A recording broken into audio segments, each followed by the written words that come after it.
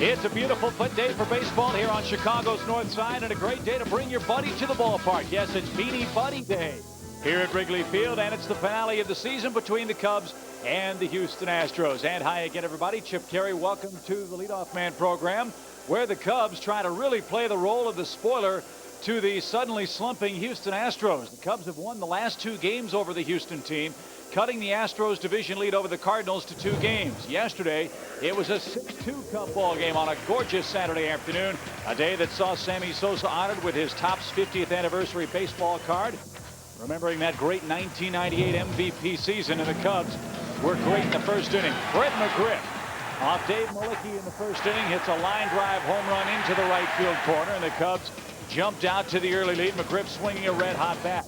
Rondell White, in 17 games since coming off the DL, is hitting well over 300 for the Cubs. He homered in the first inning. Todd Hundley has been swinging effectively too, and he's starting to hit the ball alley to alley. That's good news for the Cubs and for Hundley, as Dave Malicki surrendered a bunch in the first inning, and the Cubs never looked back. Kerry Wood got the start for the Cubs, and after a little frustration with the strike zone early, really settled in very nicely. He had the fastball humming, the breaking ball crackling, and the Astros continue to be mesmerized by Kid K, who got great defensive help behind him on the ball game as well. How about the play by Fred McGriff, robbing the Astros of what would have been a bases-clearing extra base hit, and Augie Ojeda, starting over at third base, finishes a nifty play as well to rob Jeff Bagwell. Final out of the ball game, Jeff Fassero on for the Cubs, a new career high and a new Cub record for appearances by the left-hander. Fassero's 80th appearance helps the Cubs to a 6-2 victory in Game 3 of this 4-game series. So what did yesterday's game mean as far as the playoff picture? Well, as we look at the wild card standings, the Cardinals keep on winning. That's the big problem the Cubs have ahead of them with 7 games left. Cubs are 5 games behind the Cardinals, who are only 2 behind the Houston Astros in the National League Central. The Cubs have been mathematically eliminated from the division race, but still have faint hopes for the wild card as well. And really, all the races in the National League have turned out to be incredible horse races. Atlanta leads Philadelphia by 2 games. You know about the Central, and the San Francisco Giants on the cusp of celebrating Barry Bonds' 70th home run. They trail the Diamondbacks by only 2 games in the National League West. So great races here in the final week of the season. The Cubs trying to make a race as well. Team still not mathematically eliminated, so still a lot of good things to talk about for the Cubs here in 2001. And when we come back, we're going to take you to school. I'll look at the new Cub class circa 2001 as our Leadoff Man program continues next. WGN Superstation. Trust me. All the comedy, all the action, all the drama. America's Superstation. It was a shark. Bringing you the movies you'll always remember. I can still feel you. And the moments you'll never forget. Just keep going. WGN Superstation. Your Superstation. The movies you love. Holy cow. The movies you want. This is just the beginning. WGN Superstation.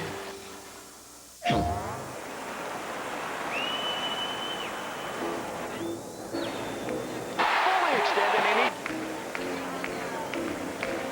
Going way back. Gotta get this. No! Holy smokes!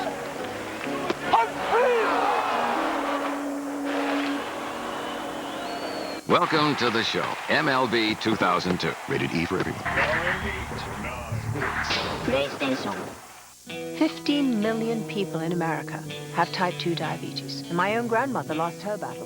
If you have type 2 diabetes, it's more important than ever to watch what you eat and exercise regularly. And if that's not enough, ask your doctor about adding Avandia to your daily routine. Avandia is different from some diabetes medications. It helps your body use the natural insulin it's already making to help lower your blood sugar. With the addition of Avandia, a lot of people have been able to lower their blood sugar. Avandia in combination with insulin may increase the risk of serious heart problems. Because of this, talk to your doctor before using Avandia and insulin together. Avandia may cause fluid retention or swelling, which could lead to or worsen heart failure. Avandia is not for everyone. If you have severe heart failure or active liver disease, Avandia is not recommended. Some people may experience weight gain with Avandia. Premenopausal women may be at increased risk of pregnancy. To check for serious liver problems, blood tests should be conducted before and during Avandia therapy. Diet, exercise, and ask your doctor about adding Avandia. You can be stronger than diabetes.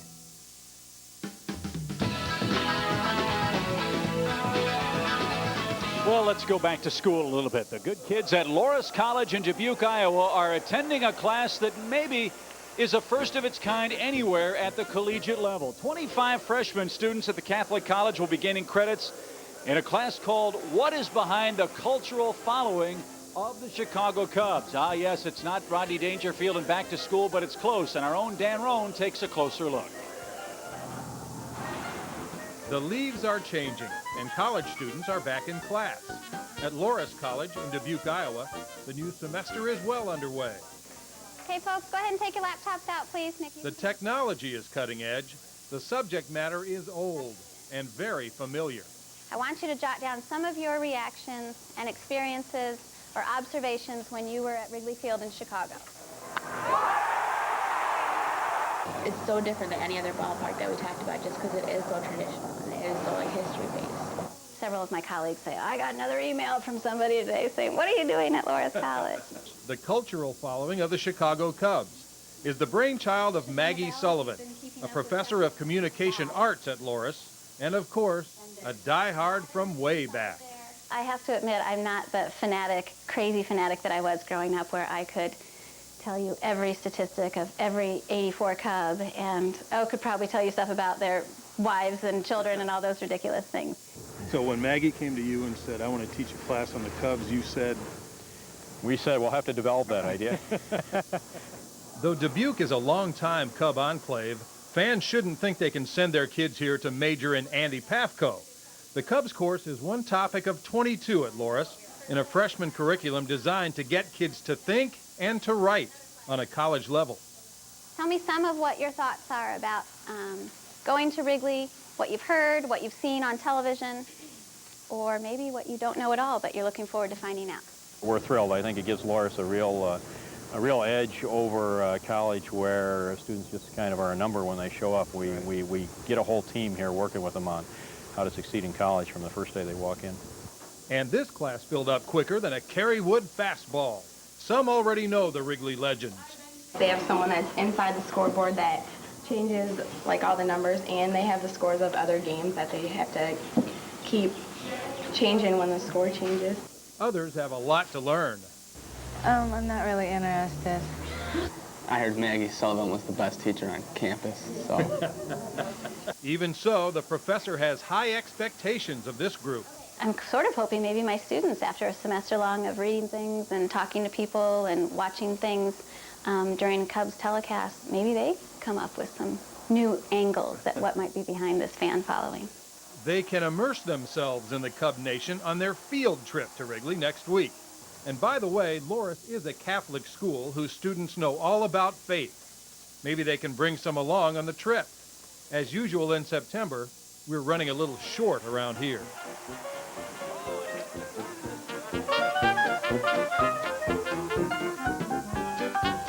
My thanks to Dan Roan, Maggie Sullivan, and the students and faculty of Loras College. Great story. Good luck, kids. Hopefully we'll have a great history lesson to talk about here in the year 2001. Cubs are still alive in the playoffs, but they're running out of time, and they need a little help. As you look at yesterday's scoreboard, you see the Cardinals continue to be red hot. And how about the Atlanta Braves? 7 runs in the 9th inning yesterday to maybe sink the New York Mets season. Back with more in a minute.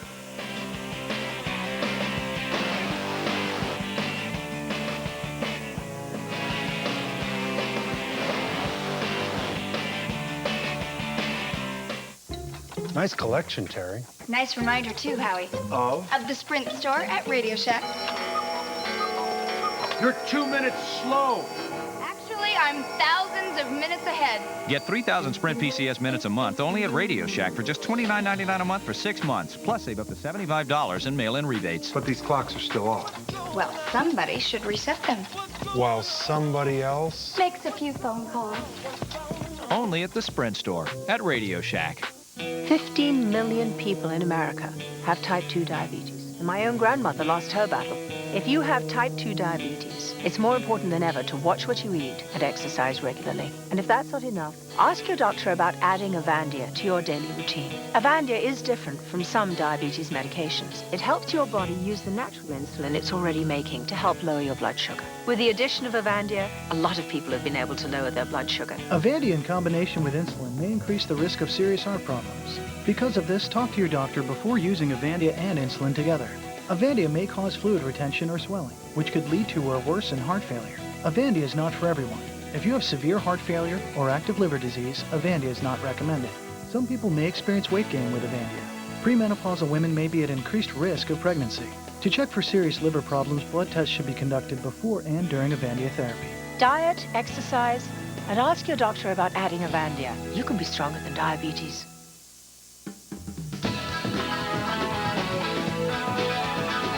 Cubs again try to play the role of the spoiler today and finish up this series. Winners of 3 of 4 against the Houston Astros. And into the fray will go Jason Bure.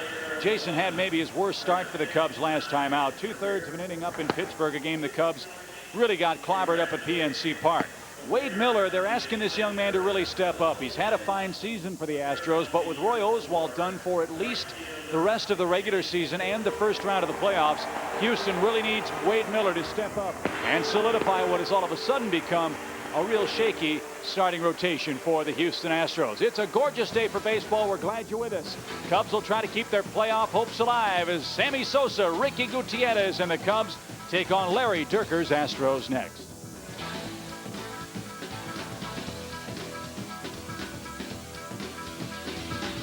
The Leadoff Man has been brought to you by Chevrolet. If only everything was as dependable as a Chevy. Chevy, we'll be there.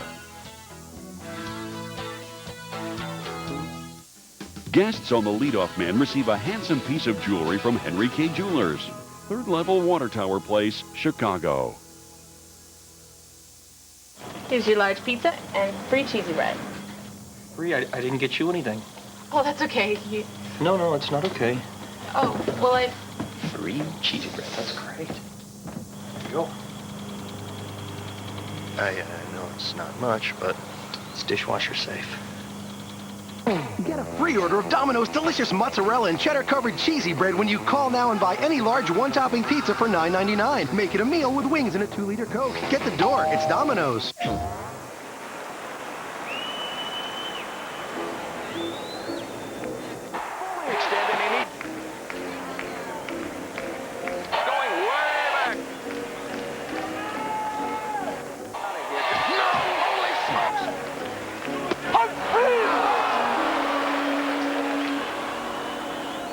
Welcome to the show, MLB 2002. Rated E for everyone. PlayStation. 15 million people in America have type 2 diabetes. And my own grandmother lost her battle. If you have type 2 diabetes, it's more important than ever to watch what you eat and exercise regularly. And if that's not enough, ask your doctor about adding Avandia to your daily routine. Avandia is different from some diabetes medications. It helps your body use the natural insulin it's already making to help lower your blood sugar. With the addition of Avandia, a lot of people have been able to lower their blood sugar. Avandia in combination with insulin may increase the risk of serious heart problems. Because of this, talk to your doctor before using Avandia and insulin together. Avandia may cause fluid retention or swelling, which could lead to or worsen heart failure. Avandia is not for everyone. If you have severe heart failure or active liver disease, Avandia is not recommended. Some people may experience weight gain with Avandia. Premenopausal women may be at increased risk of pregnancy. To check for serious liver problems, blood tests should be conducted before and during Avandia therapy. Diet, exercise, and ask your doctor about adding Avandia. You can be stronger than diabetes.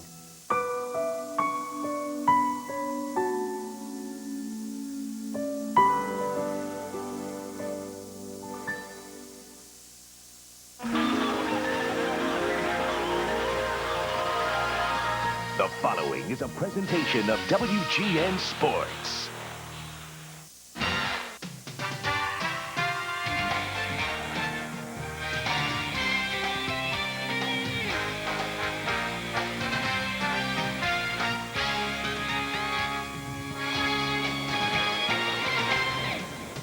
A lot of beanie boppers on hand at Wrigley Field today, and the Cubs offense has been bopping away on the Houston Astros pitching staff. A chance today for the Cubs to really make it tough for the Astros as they try to claim another Central Division title. Their lead is only 2, and the Cubs are still alive in the postseason hunt as well. Cubs have wild card aspirations, but they've got to run the table to end the season, and they'll try to do it again today here on WGN Sports. And a pleasant good afternoon, everybody. Joe Carter, Chip Carey. Welcome back to the ballpark, Joe. The Cubs continue to confound these Astros. All of a sudden, the Cubs have discovered the way to beat them here at Wrigley Field. Well, and the way is to go out there and score more runs. And right now, the Astros with pitching problems, Roy Oswalt going down with a groin injury once again. So now they seem a little bit vulnerable right now, and the Cubs are doing what they have to. It's that slim hope, but they're still holding on to hope that they have a chance for postseason play. Dave Mullicky was the victim in Game 3 of the series yesterday as Fred McGriff, Rondell White, and Todd Hundley all homered very early in the game. Well, it was as easy as 1, 2, 3, and 3 straight pitches, 3 straight home runs. And, you know, I was talking to somebody earlier, they were talking about you would never see that back in the old days. You know, 3 pitches, 3 home runs. By the time the third guy come up, he would play in the ground, but not the Cubs. And right now, with Wade Millen on the mound, giving up 30 home runs, might be a chance to see Sammy's 60th home run this afternoon. And a chance for Jason Berry to equal his career high in wins. He's got 11. His high is 12. And Jason was really disappointed with the way he threw the ball in Pittsburgh. He didn't have anything, and the Pirates beat the Cubs at PNC Park. Well, those were games that the Cubs had to win. You got to go out there and get the teams that you're supposed to beat. And Berry, only 2/3 of an inning, gave up all those runs. He's looking to rebound right now, and what better way to do that in a must-win situation for the Cubs. Wade Miller's pitching for the Houston Astros. He's had a great year, 16-8. But as you mentioned, Joe, with Oswalt down, with Estacio down, with Carlos Hernandez down, they're really expecting big things out of Miller if they're going to advance far in the playoffs. Well, he's their leader right now at 16-8. He leads the team in strikeouts, also home runs given up, 200 innings. So a lot of arm, a lot of strength in this young man's arm. But can he handle the pressure? We'll see. Let's see if the Cubs can play the role of the spoiler before we conclude our season series with the Astros. Let's first enjoy our national anthem. Oh, say, can you see by the dawn's early light what so proudly we hailed at the twilight's last gleaming, whose broad stripes and bright stars through the perilous fight o'er the ramparts we watched were so gallantly streaming, and the rockets' red glare, the bombs bursting in air, gave proof through the night that our flag was still there. Oh, say does that star-spangled banner yet wave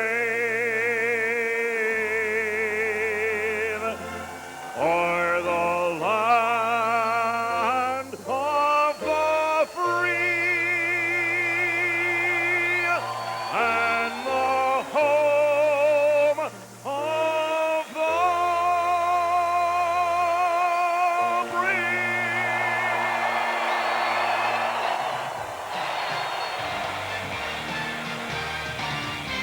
Chicago Cubs baseball, brought to you by Budweiser. With the crisp, clean, refreshing taste you'll find in no other beer, this Bud's for you. Illinois Lottery, where players have more fun. Pepsi, the joy of Pepsi. A bid for genetic perfection that went terribly wrong.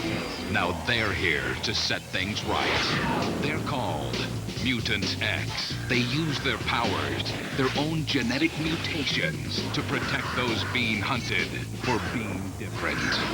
The most anticipated new action hour of the season. Welcome to Mutant X. Premiering October 7th at 7 Eastern on WGN Superstation.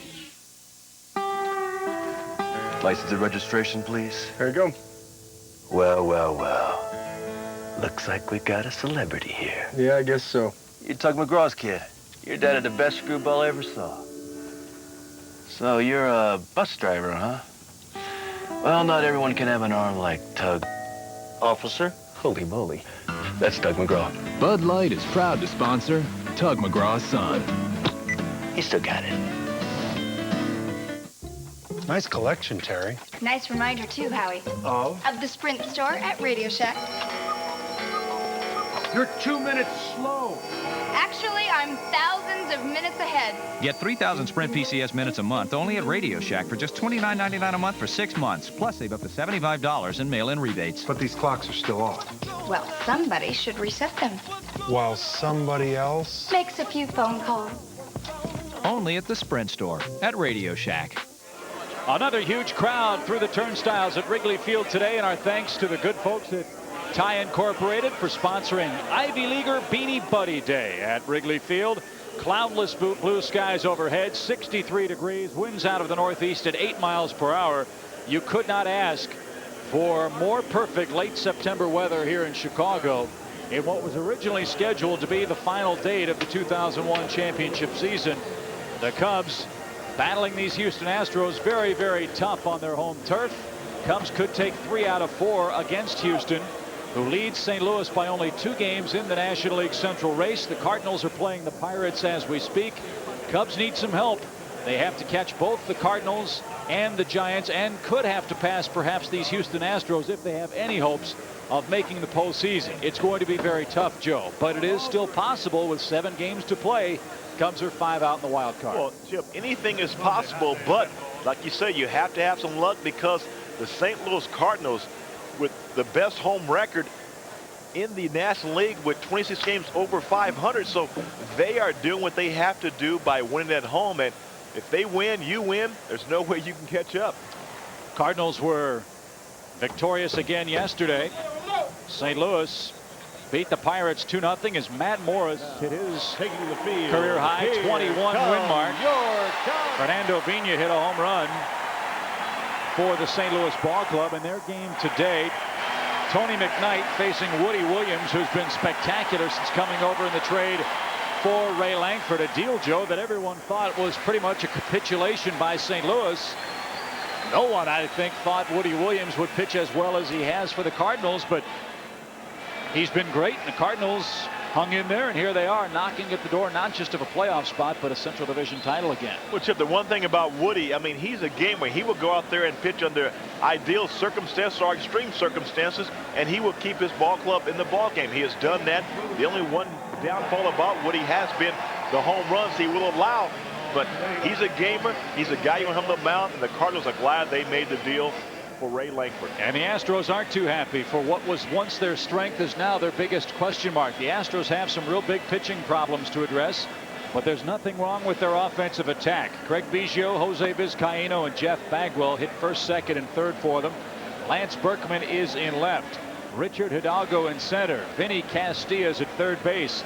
Darrell Ward gets the start in right field, so 3 left-handed bats for the Astros today. Brad Ausmus behind the plate, and Wade Miller pitches and hits ninth. The Cubs' Joy of Pepsi defensive lineup as Eric Young and Ricky Gutierrez up the middle, Ojeda and McGriff at the corner infield spots, Rondell White in left, Corey Patterson in center, Sammy Sosa is in right, and Todd Hundley is behind the plate. Milestone start for Jason Beret, Joe, for the 4th time in his career, a chance to win 12 games. Well, it seems to elude him the last few years, but this is a guy the Cubs counted on heavily this year. He has come through in circumstances, but his last outing, Chip, one that he will like to forget very quickly. 2/3 of an inning against the Pirates, 5 runs, 4 hits, 3 walks, and a home run. And he's looking for his first win this season against the Houston Ball Club. Biggio set to lead things off. 19 home runs and 65 batted in for the Astros second baseman. Houston wearing their unconventional Sunday tops. That garnet uniform with the white letters, black and gold piping. And all the kiddies happy at the ballpark today. Biggio pops it up. And it's ball 1, strike 1 to the Astros second baseman.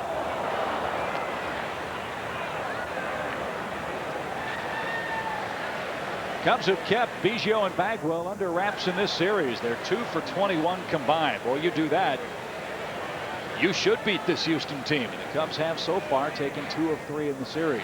Well, Biggio's a guy who loves to get dirty. He's always involved in things, but like you say, the Cubs have kept him off the base paths, kept that Houston lineup from scoring any runs. And it all starts really with this young man here in Biggio. To keep him off the base path, and all of a sudden Berkman and Bagwell come up with nobody on base, and solo home runs don't hurt you. 2 balls, 2 strikes to Biggio, an all-star behind the plate earlier in his career in Houston. Made the shift to second base, where he made the all-star team at that position as well. An amazing athlete, Craig Biggio. And down on strikes, 1 up, 1 down. 167 strikeouts for Bure in 175 innings. Boy, he has thrown the ball very well this year. Well, the key to him is getting ahead, and he throws a great slider here.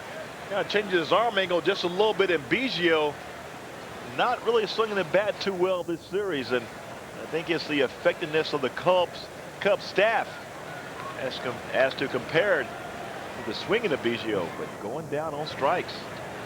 Vizcaino bats for the first time. He's at 269 on the year. Gotta wonder, Joe, about the psyche of this Houston team. For a while it looked like they were going to be invincible in the Central Division, but Oswalt got hurt, and they're saying he may not be ready to go until the second round of the playoffs, if then. Vizcaino is on his way to second, and he will slide in ahead of a relay throw. It's his 8th 2-base hit of the year. Well, they don't really have a stopper now. No, they don't. And one thing about the Astros, they were playing such great baseball since August the 1st. They went through a stretch where they won 26 out of 32 ball games and were just running away from the division. But all of a sudden, when you, as a player, you know you're going through those hot streaks, you know a cold streak will happen sooner or later, and you don't want it to happen at the end of the season. And that's what the Astros may be looking at right here. The injuries, and all of a sudden, Bagwell, Biggio not hitting the way they had been hitting. You don't want to be like that come the end of the season. Jeff Bagwell at 287, 38 home runs. He's also 1 base on balls away from becoming the first man in baseball history with 30 homers, 100 RBIs, 100 runs, and 100 walks in 6 straight years. You talk about RBIs, and 705 for Sammy Sosa since 1997, and those are numbers you see after about 10 years in the big leagues, not 5. Is it safe to say, Joe, you played, you would be able to answer this question much better than I, but is Sammy Sosa the best player in baseball right now? Yeah, he's in the top 2. and from a standpoint of watching him play all the time, Sammy is one of the best ball players in the game right now, consistently day in and day out. I'd rank him right up there at the top. That missed inside, ball 3. 3 balls, no strikes to Bagwell, with Lance Berkman waiting on deck. I guess the only question mark would be defensively for Sosa. If you go with the 5 tools, I would say that probably his throwing arm is maybe not what it once was. But certainly, you look at his batting average, his power numbers, his base running, everything else, he's at the top of his game, and that's history for Bagwell. 2 on with 1 man out. 100 walks for Bagwell on the year. He's the first man in baseball history. 30 homers, 100 runs, 100 walks, 100 RBIs, 6 straight years, and that's what makes him one of the elite players in the game. Yes, he is. And you talk about Sammy Sosa, one of the things that Sammy has really improved on is his defense and charging the ball. And as you get older, you lose a little arm strength, but you make up for that in maturity and charging the ball, getting more of your body into the throw, and that's what Sammy has done. And you talk about the other ball players who I'd rank high on my list. I think one of the great players, a shortstop for the Texas Rangers, Alex Rodriguez. Man, 50 home runs. He's only, what, 20 years old, seems like? Berkman looks inside, ball 1. Yeah, that's great debate. Oh. 2 men that really have a great idea of the strike zone, and that's a trend for Sosa that's really improved over the last 3 seasons. His previous high in walks was 91 before this year, and he has flown by that with still 7 more games to play.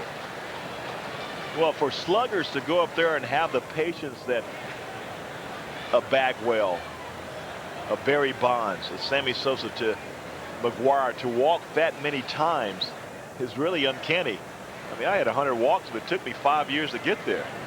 Well, you were a swinging slugger. You didn't like to take those walks. 1 ball, 1 strike. Yeah, if you'd been looking when Mitch Williams was on the mound, you would have been hopping around first base, for crying out loud. I wanted to take things into my own hand. I didn't trust those umpires, especially with 2 strikes on me. Berkman ahead in the count. 2 balls and a strike. What a year he's had. He's a natural right-hand hitter, but does switch hit for Houston. .332 average, 33 home runs, and 121 batted in. A product of Rice University. The Rice Owls. There is one good team with the name Owls. There aren't many, you're right. 2 balls, 2 strikes. Got him. There's the Fosh. Hooray strikes out Berkman. 2 outs for Hidalgo. Well, the pitch that's been his bread and butter, that Fosh changeup, in between a split finger, because he really can't grip it like a split finger, but it has a downward motion, and he gets Lance Berkman swinging. It doesn't get easier with Richard Hidalgo. 44 home runs for Hidalgo last year, 18 this year, and 76 batted in. Chip, you know, as a former player, I am amazed at the totals that the guys put up now as far as home runs. I mean, we're on the verge of seeing Barry Bonds break a record that basically only stood for 3 years with Mark McGuire. You know, you go back to Roger Maris' record, sitting in, what, 37 years before someone approached that and beat the record. But now 44 home runs, 50 home runs, 55 home runs, 60 home runs. Well, Phil Rogers in the Tribune, who's one of the best writers and one of the best baseball writers there is, puts it into perspective. Bonds, Gonzalez, Sosa, and A-Rod have already hit 50. Jim Thome and Sean Green need 2 apiece. That means there could be, and probably will be, 6 men this year with 50 home runs or more this season. That equals the grand total of 50 home run seasons hit between 1956 and 1994. And there are myriad reasons as to why that is the case. You can say ballparks, you can say the pitching's diluted, you can say the players were taking andro or they're physically enhanced in some way, legal or otherwise. But the bottom line for me is, I don't care but your 6-year-old throwing the baseball at you, you still got to hit it. Well, no, you do have to swing the bat and you still have to put the ball in play. But one of the things that pitchers do not do, they do not pitch inside effectively. Take yesterday's game, 3 pitches, 3 home runs. There is no way, if you got a Bob Gibson or Steve Carlton or Don Drysdale on the mound back in the old days, after the 2nd home run, the next 2 or 3 guys were going down because they would knock you down. They would pitch inside. Pitchers don't do that now because the inside part of the play has been taken away by the umpires and it's been given back to the hitters. How much of that is learned from college or from high school ball? That's outside. Another walk to load up the bases for Vinny Castilla. And more specifically, the aluminum bat, in your opinion? Well, the aluminum bat is really the main factor as to why these young guys, when they come to the big leagues, they are afraid to pitch inside. You make a good pitch in college, high school, fastball inside, and the guy hits it out of the ballpark by getting jammed. So now they come in with a good breaking ball because they have to trick these hitters with those aluminum bats. Aluminum bats, they talked about maybe putting them in the big leagues one day, but there is no way that could possibly happen. And that has been really one of the big things for pitchers coming up. They are afraid to pitch inside because of those aluminum bats. And you better be careful if you come inside with Castilla up there. 23 home runs. Bases full of Astros in the first, and he's out in front. No balls and a strike. Castilla signed with Houston on April 15th. That was a couple of days after Bill Miller got hurt on Mother's Day Sunday in St. Louis. Castilla had been cut free by the Tampa Bay Devil Rays and wanted to play in Houston because they could give him a full-time job. The Cubs weren't prepared to do that. And of course, the critics will say, hey, why didn't the Cubs get this guy? Well, no one knew that Castilla would have this kind of season. Many felt that he was almost at the end of his career as poorly as he played in Tampa. Well, one big difference there, American League team. Little pop behind first. McGriff in foul ground. Might have a play. Can't come up. Shies away from the fence. Well, Fred McGriff battling the sun, battling the foul grounds, and he takes a look, and he kind of gives up. Still had about 2 or 3 more steps to get there. Ball up against the fence. Fred to go back. He'll take a look at that and says, you know what? I should have had that. I should have got over there quickly. Boy, you hope that doesn't cost the Cubs. You give this guy a second chance. He often makes you pay dearly. 2 strikes, though, to Castilla. Bases loaded. Bouncing ball up the middle. Ricky gloves, flips to second. No harm done. Beret has the bases loaded against him, but the Astros leave him full. Here come the Cubs in the bottom of the first. Here's your large pizza and free cheesy bread. Free? I didn't get you anything. Oh, that's okay. No, it's not okay. Oh, well, it's... Free cheesy bread. That's great. Here you go. I know it's not much, but it's dishwasher safe. Get a free order of Domino's delicious mozzarella and cheddar-covered cheesy bread when you call now and buy any large one-topping pizza for $9.99. Make it a meal with wings and a 2-liter Coke. Get the door. It's Domino's. 15 million people in America have type 2 diabetes, and my own grandmother lost her battle. If you have type 2 diabetes, it's more important than ever to watch what you eat and exercise regularly. And if that's not enough, ask your doctor about adding Avandia to your daily routine. Avandia is different from some diabetes medications. It helps your body use the natural insulin it's already making to help lower your blood sugar. With the addition of Avandia, a lot of people have been able to lower their blood sugar. Avandia in combination with insulin may increase the risk of serious heart problems. Because of this, talk to your doctor before using Avandia and insulin together. Avandia may cause fluid retention or swelling, which could lead to or worsen heart failure. Avandia is not for everyone. If you have severe heart failure or active liver disease, Avandia is not recommended. Some people may experience weight gain with Avandia. Premenopausal women may be at increased risk of pregnancy. To check for serious liver problems, blood tests should be conducted before and during Avandia therapy. Diet, exercise, and ask your doctor about adding Avandia. You can be stronger than diabetes. Astros leave the bases loaded in the first. Here's a look at the Cubs starting lineup today for Don Baylor. The Joy of Pepsi lineup will start off with Eric Young, then Ricky Gutierrez and Sammy Sosa looking for home run number 60 today. Fred McGriff, Rondell White, and Todd Hundley in the middle of the order. Corey Patterson gets a start. He's in center. Augie Ojeda in for Bill Miller at third base, and Jason Beret pitches and hits ninth. The Astros defense anchored by Jose Vizcaíno at short, Craig Biggio at second, Bagwell at first, Castilla at third. Berkman, Hidalgo, and Ward are in the outfield, and Brad Ausmus behind the plate to catch Wade Miller, who seeks win number 17 this year. Now the big tall right-hander, real good sinking fastball, and that's going to be pivotal here with this tall grass at Wrigley. Curveball slider leads the team in strikeouts, but also with 30 home runs he has given up. So that sinker at times, he elevates it, and once you elevate it, you're in trouble. That's why I'm looking for 70 hit number 60 today. Well, I hope you're right. Cubs are happy to see Miller. They haven't seen him since August 23rd of last year. That was a game down at Enron Field that was unbelievable. He gave up 12 runs without giving up a home run to the Cubs.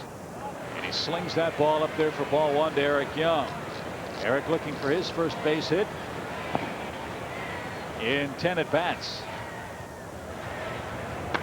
Right back where it came from, and it ricochets off Miller. Infield hit for Young, and Houston cannot afford to lose another pitcher. That ball was scorched, and Miller is hurting. And anytime you see a pitcher walk all the way back to second base, you know he got hit pretty good. And this Houston Astro ball club starting to wonder, are they snake bitten right now? Well, if it got him anywhere, it looks like it got him on the glove hand. That's good news. You don't know how well he'll be able to grip a bat. But that thing caught a whole lot of flesh, and we heard it all the way upstairs. Here. And he is in pain right now, but Eric Young leading things off with a bang. Good look like he got him right above the wrist.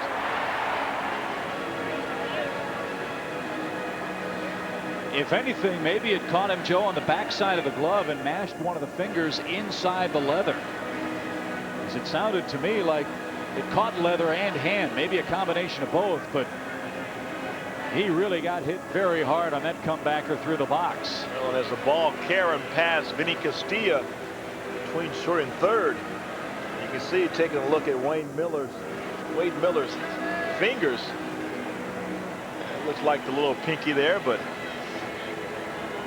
it's not what the Astros wanted to see. Rex Jones, the fine assistant trainer for the Astros, out to attend to Miller. Well, it's that fastball out over the plate, and EY slaps it right back up through the middle. You can see he had his glove hand turned inward.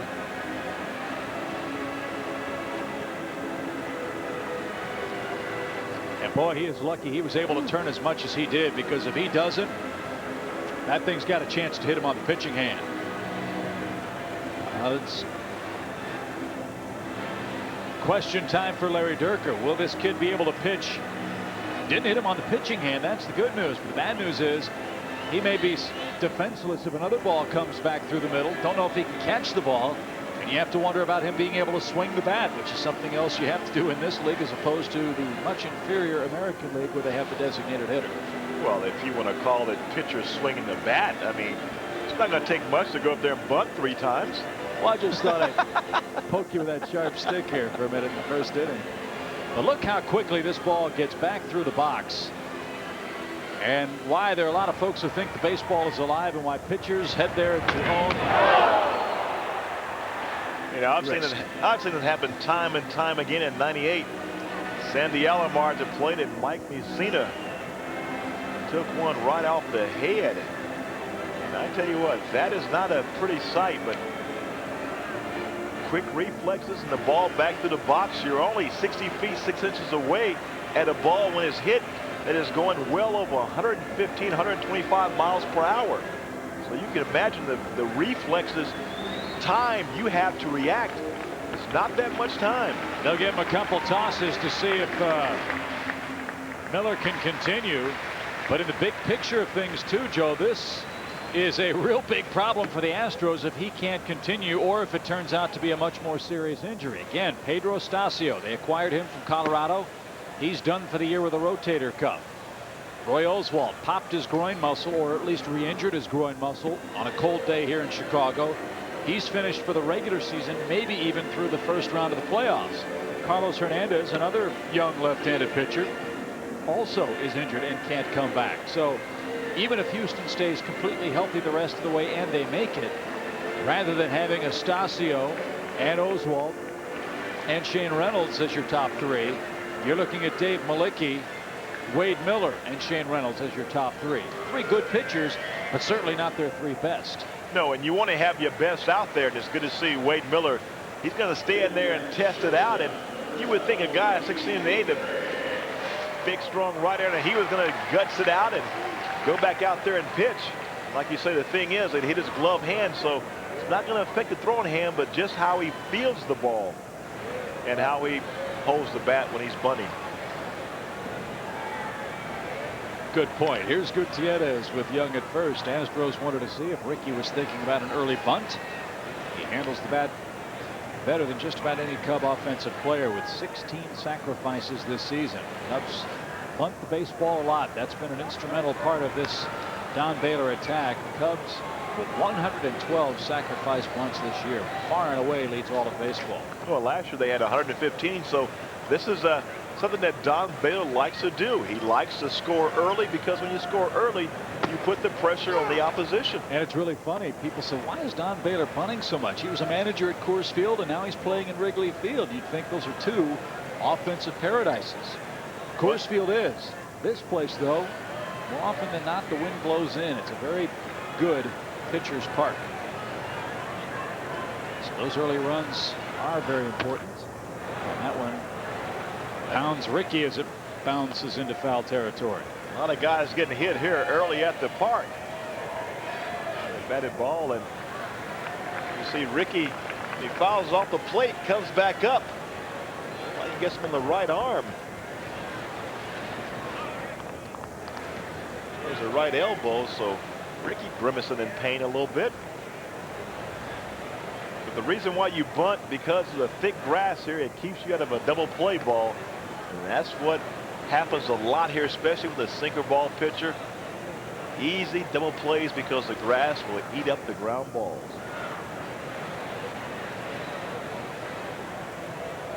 Two-strike pitch. Ricky stays alive.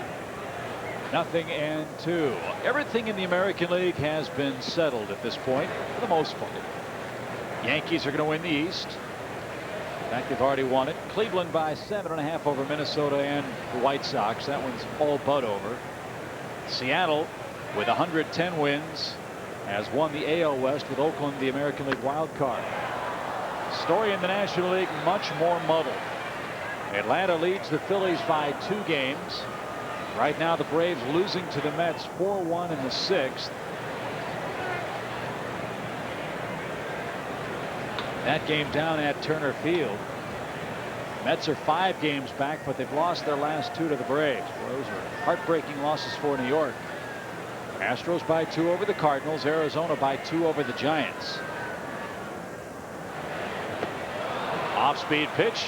Fooled Ricky, and that's out number 1. And here's Sammy Sosa chasing history this afternoon. At the plate, right fielder, number 21, Sammy Sosa.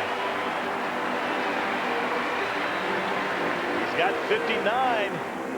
Looking for number 60 to be the only player. That's a pretty good category to be the only player. 3 years of 60 or more home runs. The amazing thing about that is, assuming he hits 60 before the end of the year. First the pitch. Breaking ball bounce to the shortstop. That's off Vizcaino and into center field.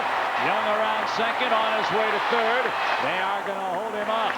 That'll be an error on Vizcaino. The ball ate him up. Sosa will hit 60 home runs 3 times, but not win the home run title. And that right there is amazing. The year he hits 50, which was last year, he wins the home run title here. But right now, Jose Vizcaino just simply boots this ball. Sammy rolls it over, looked like a sure 6-4-3 double play, but hit off the heel of the glove of Jose Vizcaino, and all of a sudden what could have been an ending inning double play, now is first and third action for the crime dog on the scene. McGriff hits with men at the corners, and only 1 man out. 11 home runs, 39 driven in for McGriff. He has given the Cubs exactly what they hoped he would since coming over from Tampa Bay. 10-game hitting streak for the Cub first baseman. You pencil him in with 25 to 35 home runs, 90 to 110 batted in for the Cubs next year.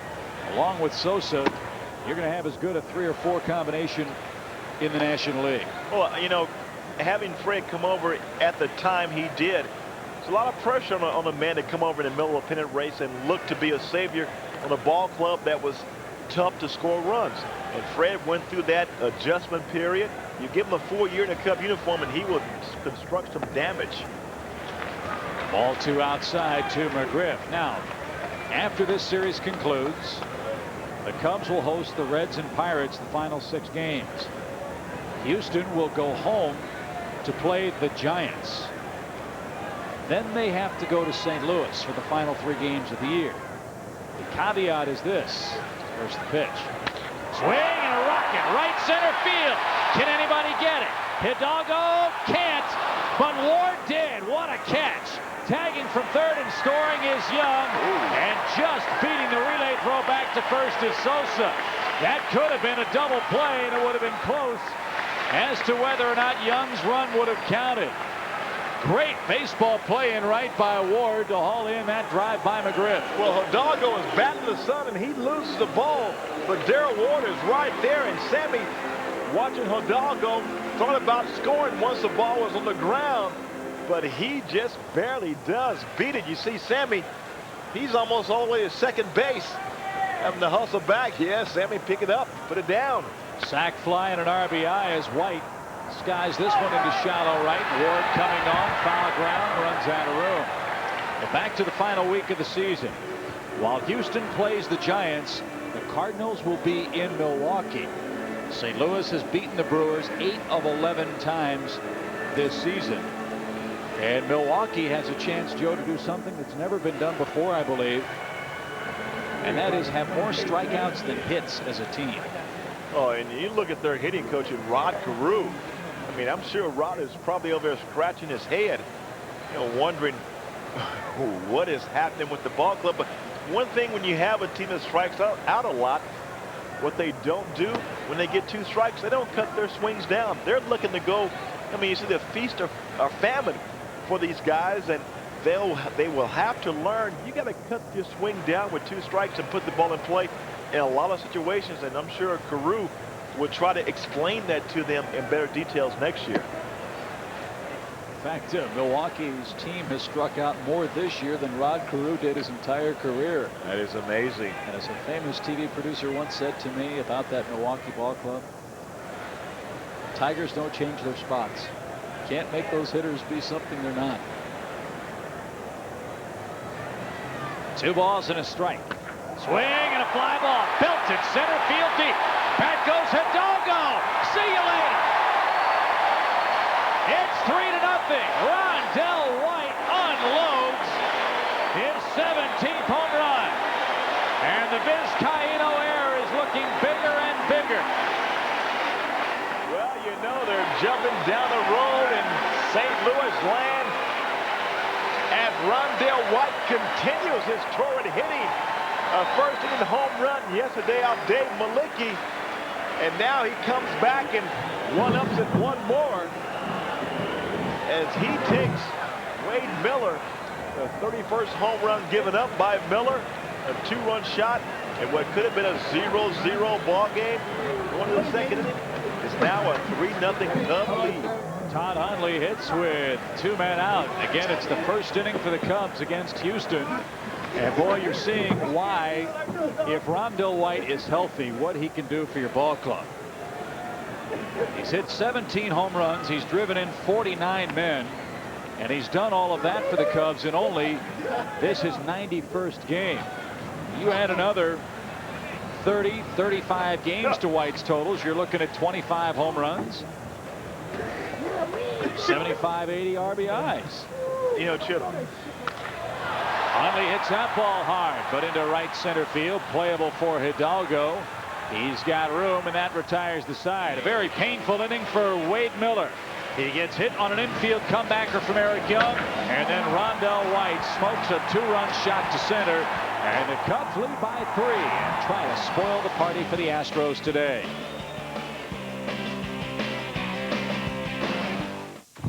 Beaten, broken, left for dead. The crew of the Andromeda are in the fight of their lives. Coming soon, the return of the #1 action hour on television. The most anticipated show of the new season. Don't miss the season premiere of Andromeda. Premiering October 7th at 8 Eastern on WGN Superstation.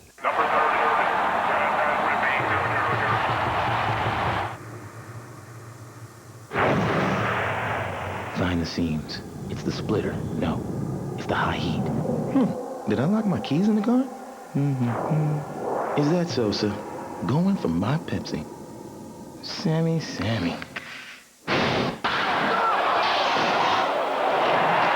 The 1-liter Big Slam from Pepsi. More of the taste you go for. Fully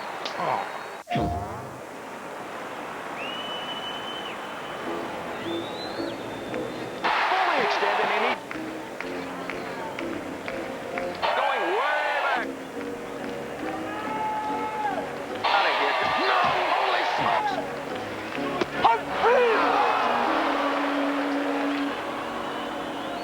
Welcome to the show. MLB 2002. Rated E for everyone. I left the truck unlocked. No, his ears were a bit bigger and the nose was longer. Next thing I knew, the truck was gone. This him, sir?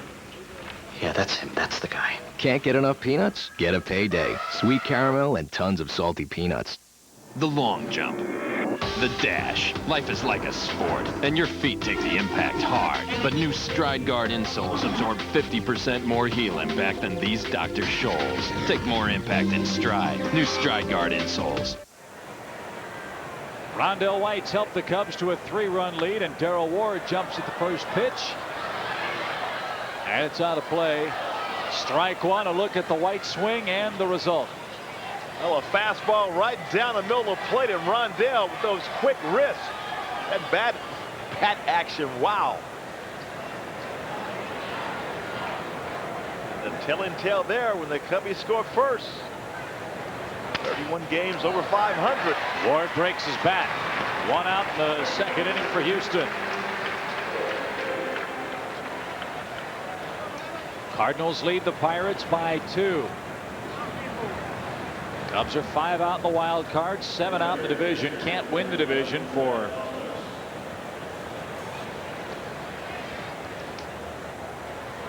not enough time left for the Cubs to do that. Here's Ausmus looking for his first base hit of this series. He's hitting .230 on the campaign. Real unorthodox stance by Ausmus, wide open and in a crouch as a right-hand hitter. Watch him take his stance. Boy, he's in the crouch because that's the way he's used to performing. Good point. As a catcher, you see Huntley always crouching. These guys, they go to what's familiar. But like so many guys in baseball now, Joe, that wide open batting stance to use both eyes instead of, in Ausmus's case, the left eye to see baseball. Well, you know, that is true because a lot of times the dominant eye is usually your back eye. If you're right-handed, usually your dominant eye is your right eye. Ausmus got jammed badly. 2 quick outs. And another one of the reasons why you see a lot of guys open it up because they have trouble handling the inside pitch. And right there, Brad Ausmus, as Jason Beret got inside of him, and now Wade Miller with nobody on base. That means he has to swing the bat. I'd be surprised if he takes much of a swing at all. It's the bottom hand, or the hand that grips the bat strongest, that Eric Young hit with that line drive through the box in the first inning. Miller hitting .180 on the year. Hey, pretty good cut. And that one caught in center field by Corey Patterson. Miller's hand must be feeling a little bit better. 3 up, 3 down, though, for the Astros in the second. They trail by 3 in Chicago.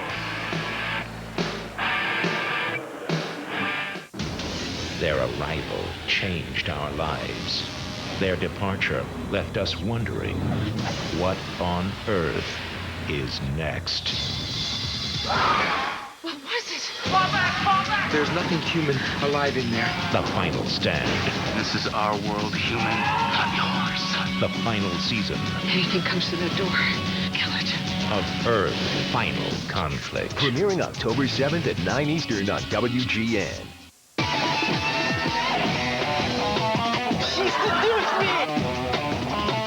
Change of Heart. Weekdays at 3 Eastern on WGN Superstation.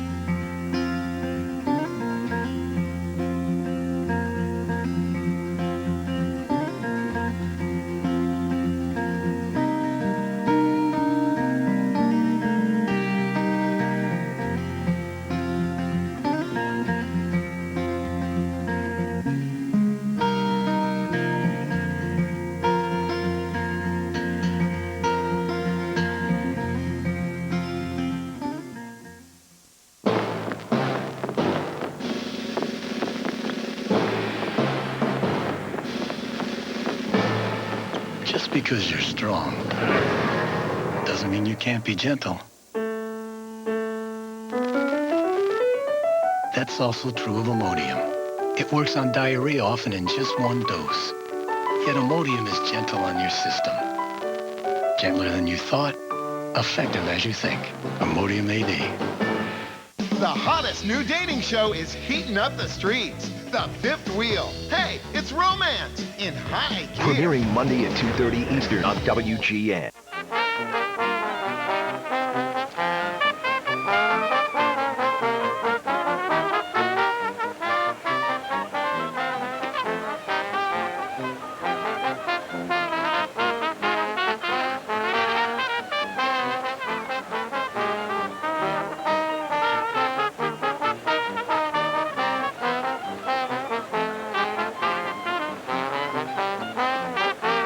Ted Butterman and the Wrigley Field Band. Boy, what a great job they do entertaining the folks in the bleachers and beyond.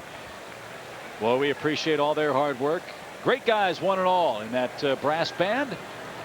And the Cubs back to work with Corey Patterson here in our second inning. The only sad thing about late September and early October in this case is you got to say goodbye for the winter to so many friends that you've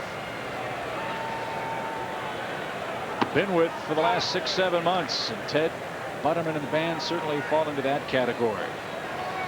Now, Chip, if Ted was on the Titanic, would they still be playing as it was going down? What a thought.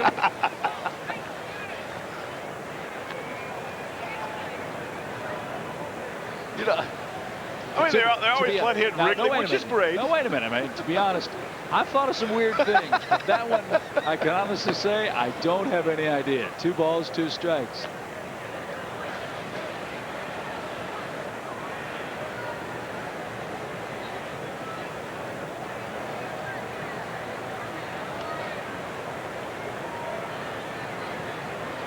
Three to nothing. Cubs have the lead, and Corey lines it out of play, foul. Really kind of a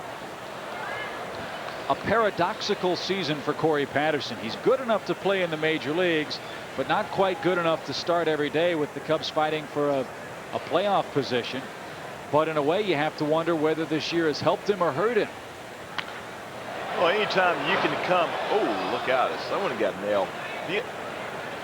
If you can come as a young player with a lot of potential and being a #1 draft pick, a lot of pressures on Corey Patterson. When you're picked to be the best baseball prospect in all of baseball, people expect a lot from you. And getting this first year up under the belt for Corey is going to help him next year, because now he can go through the offseason and realize what it is to play the big leagues for a lengthy period of time and have some kind of success. But the question I have, though, is how much playing has he really done? This is his 54th game, Joe, and that was just his 111th at bat. He's been on mostly as a defensive specialist for the Cub team. And for a guy that really hasn't dominated offensively at AAA in the minor leagues, will not swinging the bat every day retard his progress at all? Well, I think it will hinder him just a little bit, because he has not gotten the 600 or 700 plate appearances that he would normally have gotten had he played every single day in AAA. And guys will tell you, they say, do you want to go to AAA and play every day, or do you want to be in the big leagues and be a spot starter? And a lot of guys will be selfish enough to say, I want to be in the big leagues. Doesn't always help them. Augie Ojeda pops up to Vizcaino. 2 men out. But I think in the long run, I think Corey will learn a lot from these guys, and watching guys like Sammy Sosa perform, sit next to Billy Williams, listen to him talk. I mean, those are things that he could not pick up in AAA that may be helpful to him in the years to come. Jason Beret bats, hitting 186 with a couple of runs batted in. Cubs now in front, 3-0.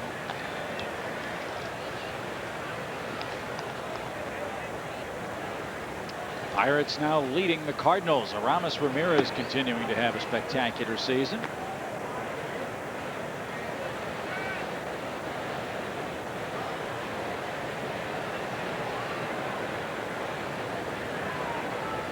McKnight against Williams at Busch Stadium. Ray out of play, foul. 1 ball, 2 strikes. Don't forget, friends, the Cubs convention will take place at the Chicago Hilton and Towers January 18th through the 20th next year.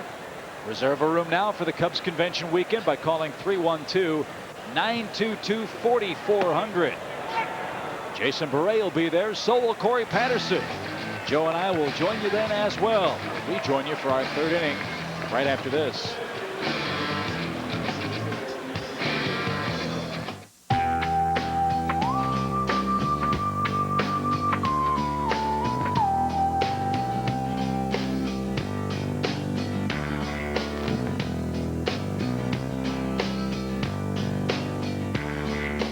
This is for the people that I call my friends. We're just getting started when the long day ends. This but's for you.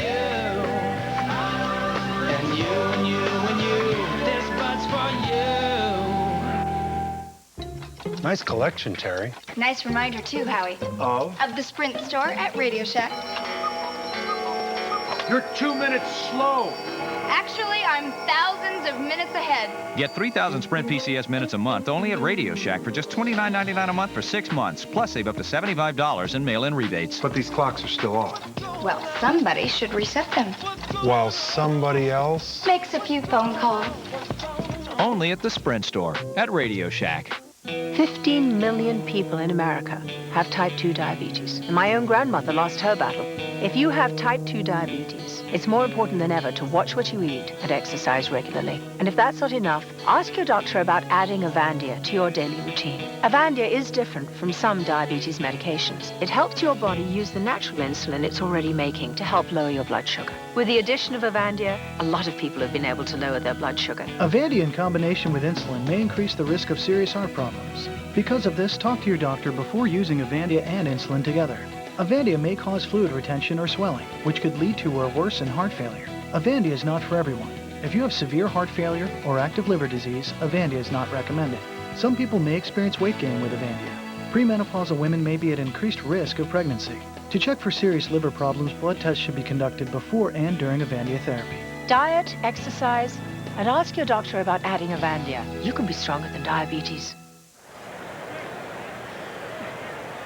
Along with the maven of moviedom, Joe Carter, Chip Carey with you as we head to our third inning. Craig Biggio, Jose Vizcaíno, and Jeff Bagwell coming up for the Astros. Houston with a narrow 2-game lead over the Cardinals.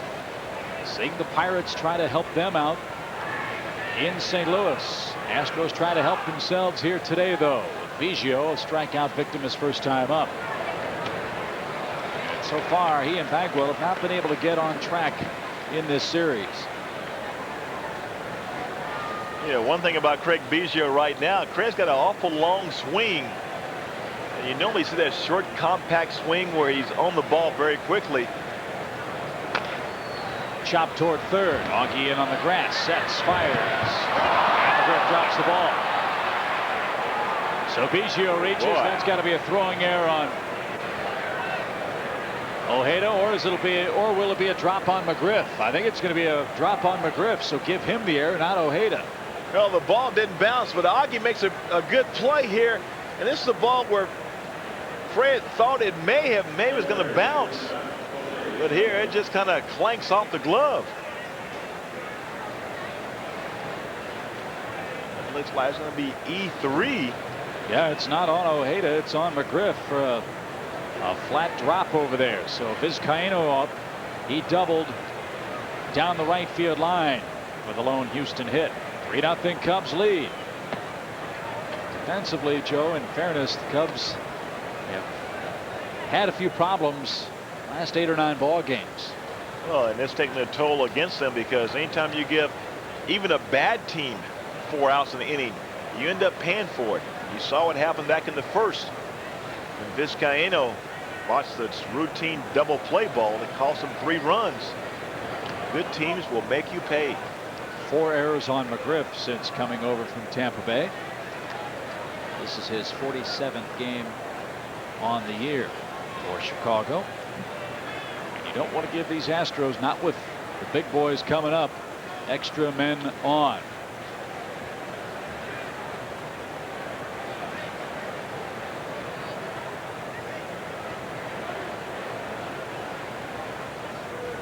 No sign of a bunt. 2 balls and a strike. Vizcaíno has bounced into 6 double plays this year.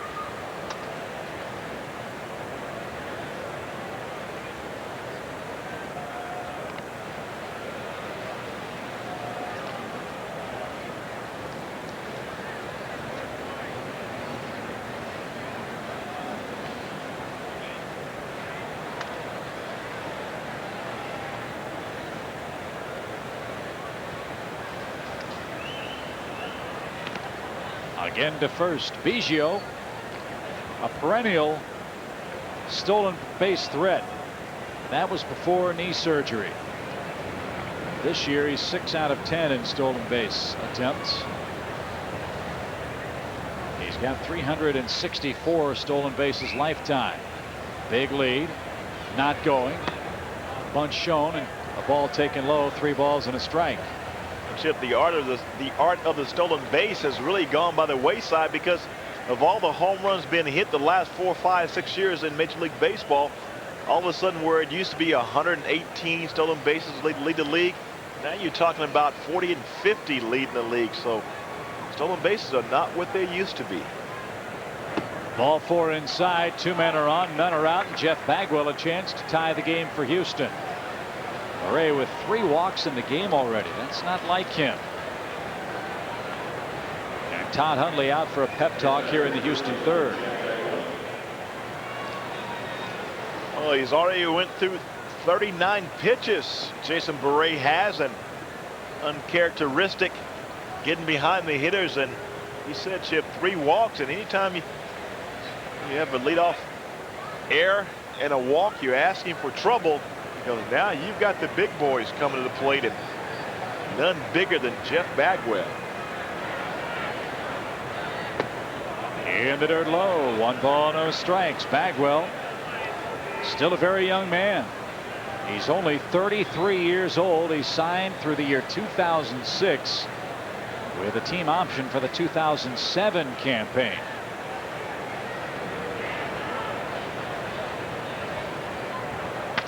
Ground ball. They had him played perfectly. Young steps on the bag. Throws low to first. McGriff can't handle that one.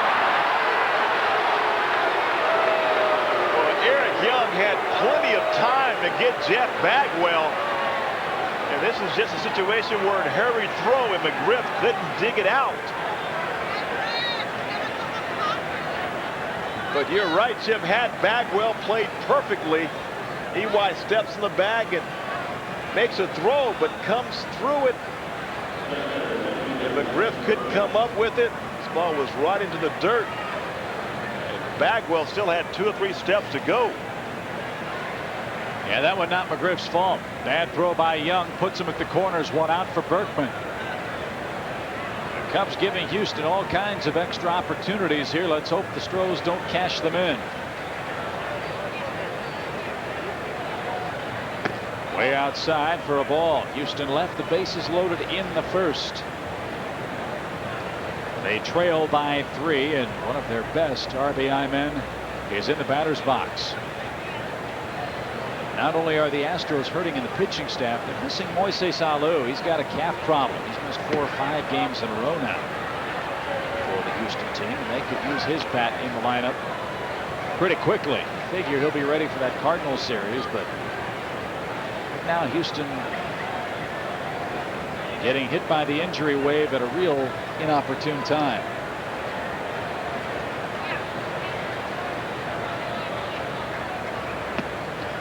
Over but low. Ball 3. Another bad one would load them up for Hidalgo.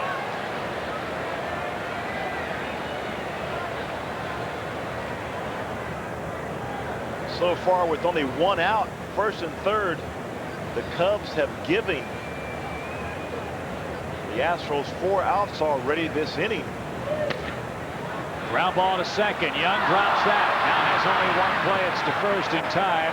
That scores Biggio.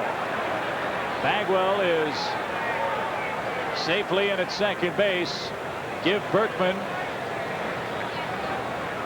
We're assuming the RBI. But real sloppy defensive play by the Cubs in the 3rd costs a single run. Boy, here Jason Beret does the pitching, gets the ball that he wants, the ground ball, but EY not able to come up with it. And man, still been thinking about the bad throw.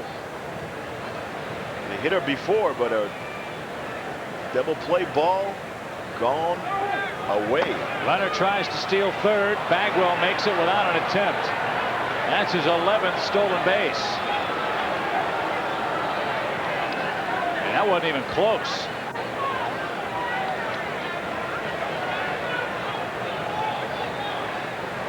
Nothing in 1 to Hidalgo.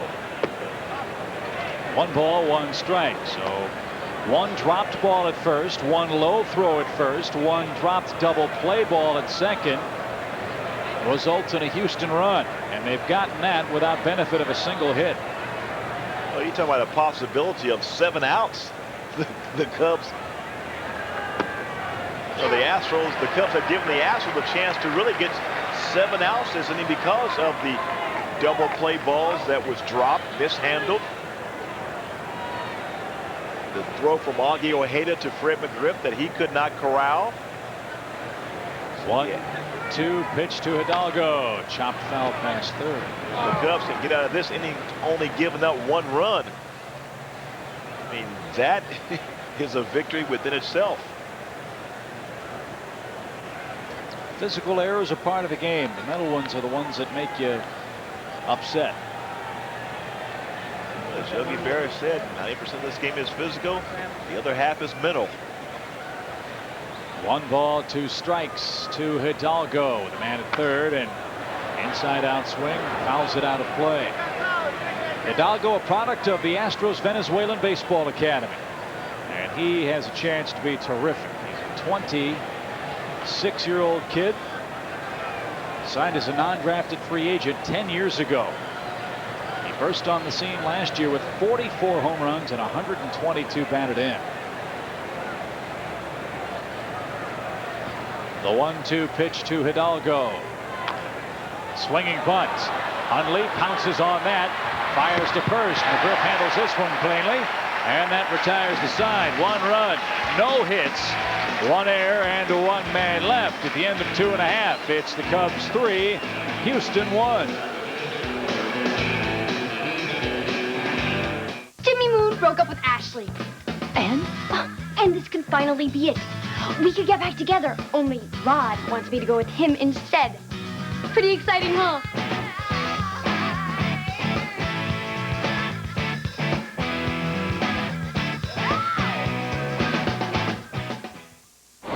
You are not who you think you are. A new season with Mark Singer is coming. Beastmaster. Premiering October 7th at 12 Eastern on WGN Superstation.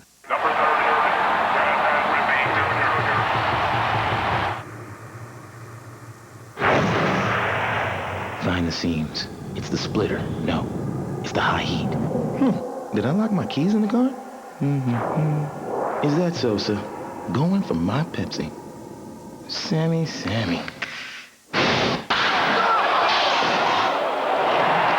The 1-liter Big Slam from Pepsi. More of the taste you go for. Life is like a sport. The impact of each step impacts more than just your feet. But new Stride Guard insoles absorb 50% more heel impact than these Dr. Scholl's. Take more impact in stride. New Stride Guard insoles. Well, we go to the bottom of the third. Cubs up 3-1, and shaking the head is Fred McGriff as the Cubs gave the Astros 6 outs. But luckily for the Cubs, only 1 run came in. So Cubs escaped with only giving up 1 run. I mean, that was Houdini-like against this Astros ball club. We better get the Tom Amansky videos put in the VCRs or something before the final 6 games of the year, because defensively the Cubs have not been very crisp of late. But you're right, only cost 1 run. Cubs still have the lead at 3-1. And Eric Young digs in for our 3rd inning. Cardinals just tied the Pirates. It's 3-3 at the end of 4 innings in St. Louis. And Miller misses outside with ball 1. Pretty smart pitch by Miller. He said, I'm not going to let you hit the first one. About 2 feet outside. That one inside, and it's inside the bag down the left field line. He pitched against his defense that time. Hung a breaking ball, and Young into second on a leadoff double, his 42nd 2-base hit of the year. Well, Chip, you hit it right on the head when you said he pitched away from his defense. The defense has shifted towards right center field for EY, and what does Miller do? He throws the hanging breaking ball inside. Vinny Castillo off the line, down the third base line, and Miller really a routine ground ball, but with the defense shifted towards shortstop, you're pitching against your defense. Not what you want. And you don't mind the curveball, but if you're going to throw a breaking ball, throw it on the outer half of the plate, not the inner half. A much easier pitch to pull, which Young did. Now the Astros think Ricky's going to bunt. He does. And it's foul for a strike. We owe you a station break. We'll take it now with the Cubs leading 3-1 here in the third. Let's pause for station identification. This is WGN Superstation.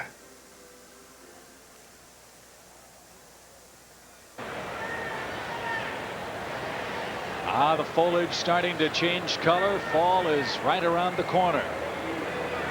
Football season is booming. Who cares about football, man? They're pennant races now. Of course, the postseason and World Series not far behind either. Bunted high off the plate. That might get lost in the sun. Bagwell got his man at first. Oh, how about the play by Biggio to go to the inside portion of the bag in foul ground to take that throw from Bagwell. Real good play over at first base. So when you bunt a ball off the plate as high as it bounced up, Bagwell almost loses it in the sun, but then he has to go to the foul side of the first base and make the catch and throw from Biggio, or to Biggio. And here's the spot where having Fred McGriff forces Houston to pitch to Sosa. Runner at third, one out. And he takes that one over, but low, I guess. 1 ball, no strikes.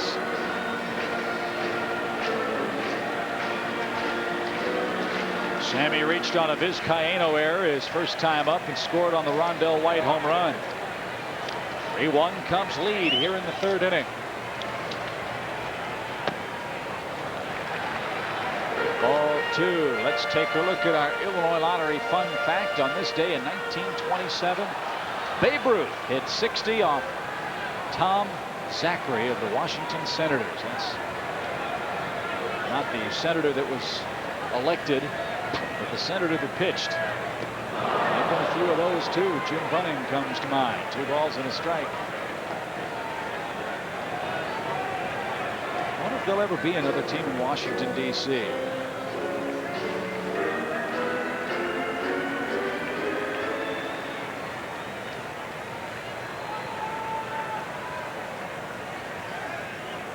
Sosa sitting on 59 home runs.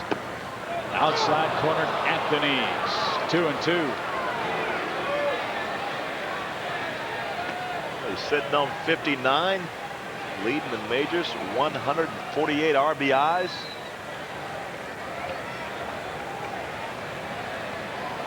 Let's get 149 right here. Throw it right past him. Blazing fastball. Boy, how about the young right-hander Wade Miller? He said, here it is, Sammy, hit it if you can. Sammy couldn't, 2 down. Well, you normally don't see too many fastballs out over the plate on the outside corner with 2 strikes. And Sammy, you recognize that pitch is usually going to be a slider, but you fool the guy by throwing the hard fastball. And when you throw the fastball 93, 94 miles an hour, you see the balls, they hit her away. You think slider, all of a sudden it has a little bit more zip. So was that pitch so bad it was good? That pitch was not bad. It was a good pitch. And it was a great pitch in a great spot.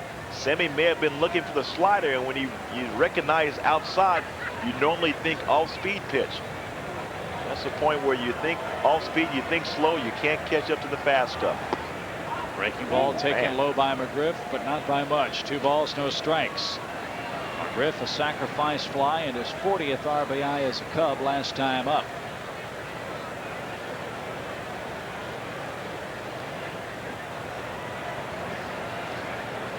Combine McGriff's totals with Tampa Bay, 101 RBIs this season.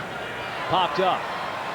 High sky, Vizcaíno and Berkman converge. It'll be Vizcaíno at short. Cubs get a leadoff double and cannot score Eric Young. We go to the 4th inning where Vinny Castillo will lead things off for the Astros.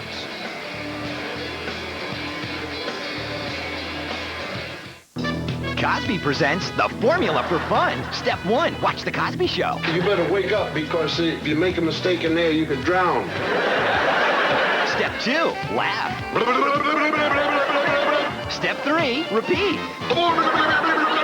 The more you watch, the more you laugh. And the more you laugh, the happier you'll be. Get excited, my boy. Come on. Excited? Excited. Say you're excited. The Cosby Show.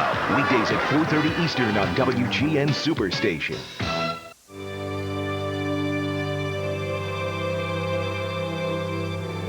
We are a company of Americans. 32,000 men and women who are proud of our country and company. 32,000 men and women who pledge allegiance to our flag. 32,000 men and women with a mission to keep America flying. Nothing can keep our country or Southwest Airlines from moving ahead.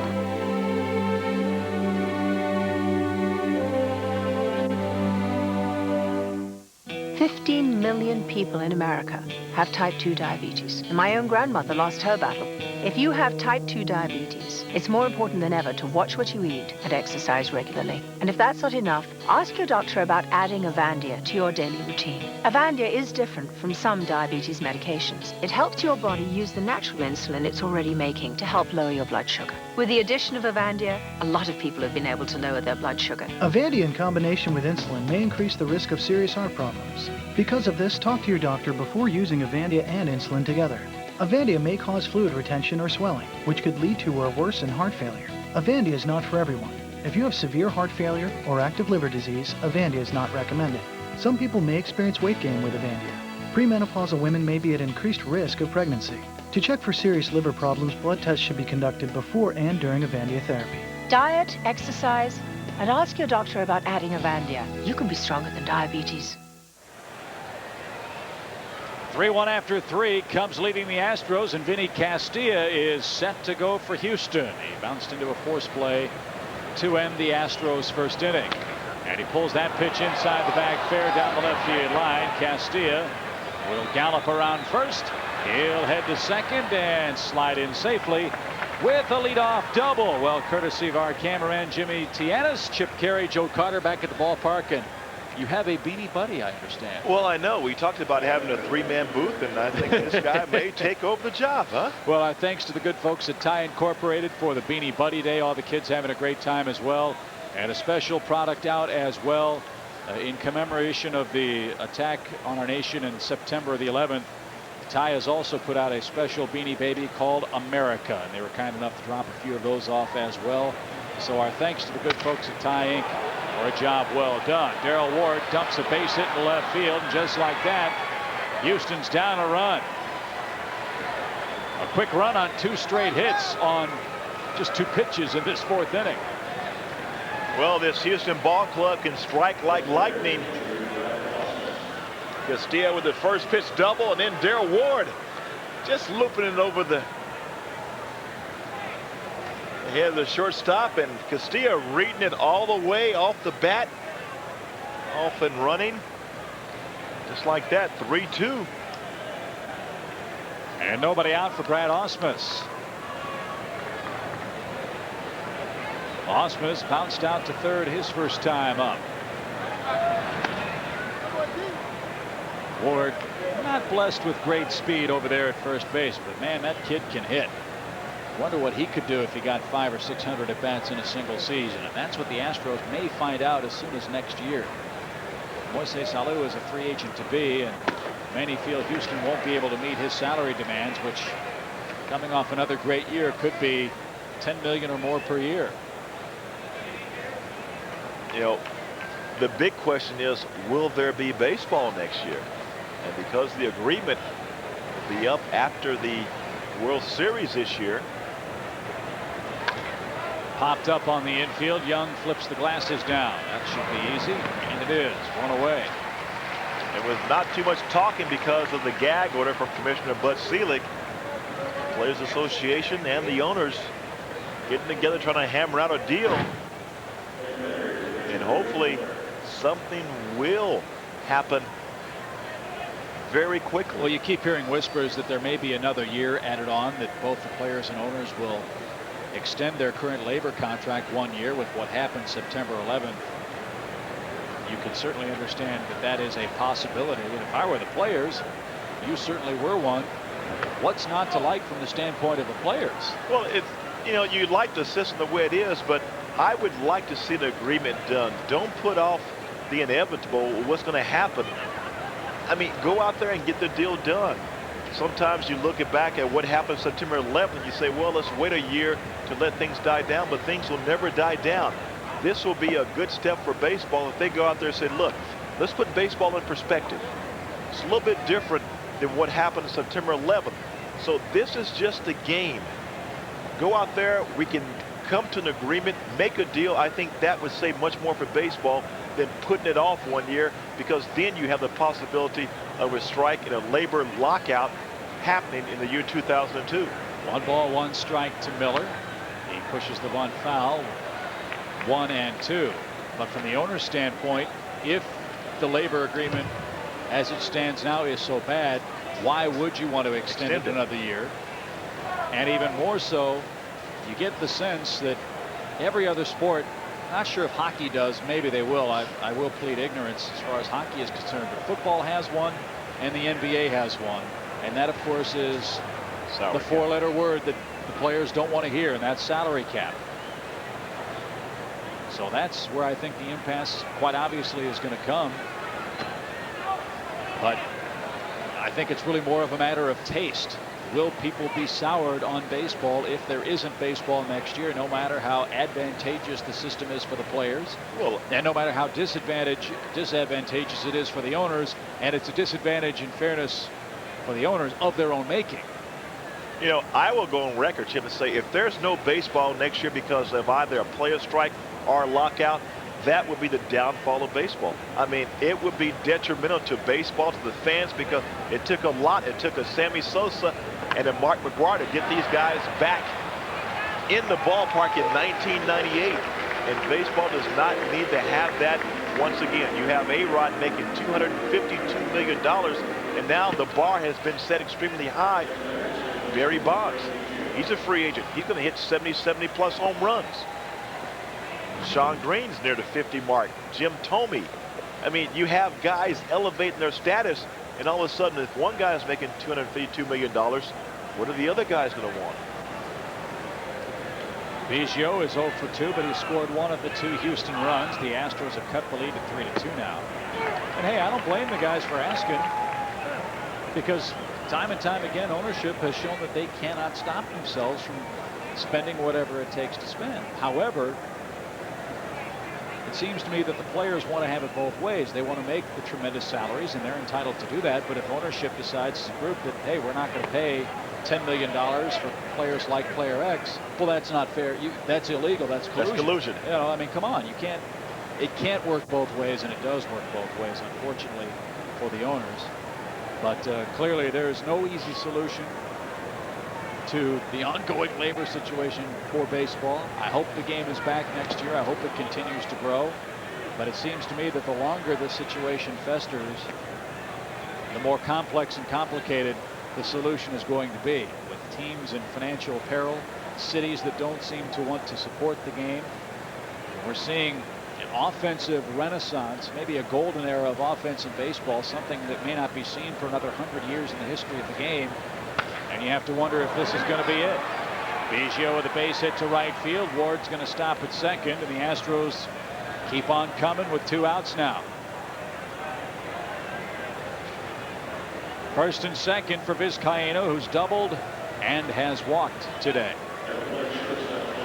Well, the Astros have clawed back to a 3-2 deficit. First and second on with 2 outs here is Biggio. And he gets the ball rolling a little bit. And you know, this Houston Astros ball club, Chip, coming down those last 3 games in St. Louis, the Cubs are going to be pulling for the Astros. Line drive, that's a base hit to right field. They're going to wave Ward around. Sosa loads up. His throw to the plate is not in time. And taking second on the play is Vizcaino. Ward to third. Houston ties the game 3-3. Sammy had all the best of it. Matt Galante, oh boy, he rolled the dice and came up golden. Throws the surprise party, and Ward slides in the back door to tie the game at 3. Well, Sammy didn't look like he got full extension on this throw. He had to hurry up with it, get out to the right side of home plate, and Todd Hundley not able to gather it and get back to the left side of home plate quicker. But Darrell Ward slides in safely, and with 2 outs, you down by a run, you risk that chance. It pays off for the Astros, who now have Bagwell in the box with 2 more men in scoring position. 3-3 is the score. Slides out of the strike zone for ball 1. Cardinals have taken a 4-3 lead now over Pittsburgh. They head to the 5th inning in St. Louis.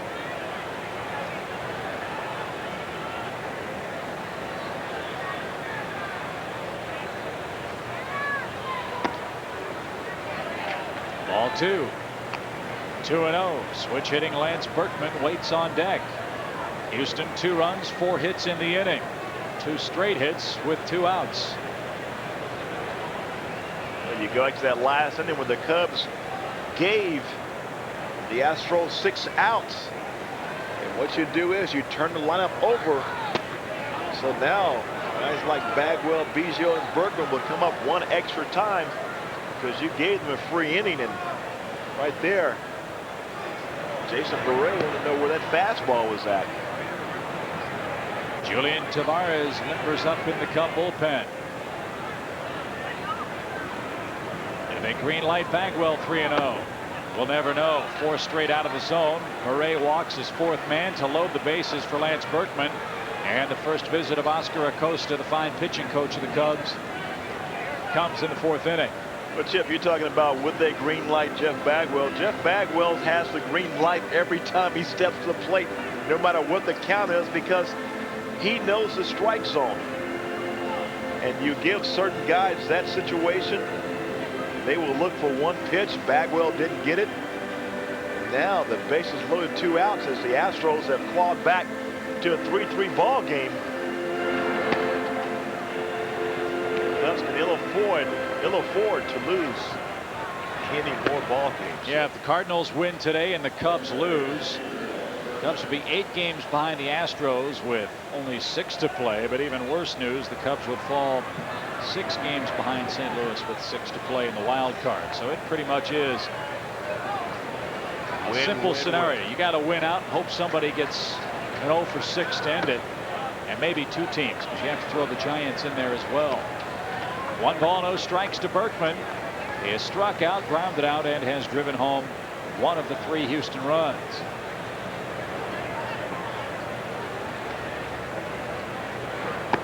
No place to put him. Ball 2. 2-0.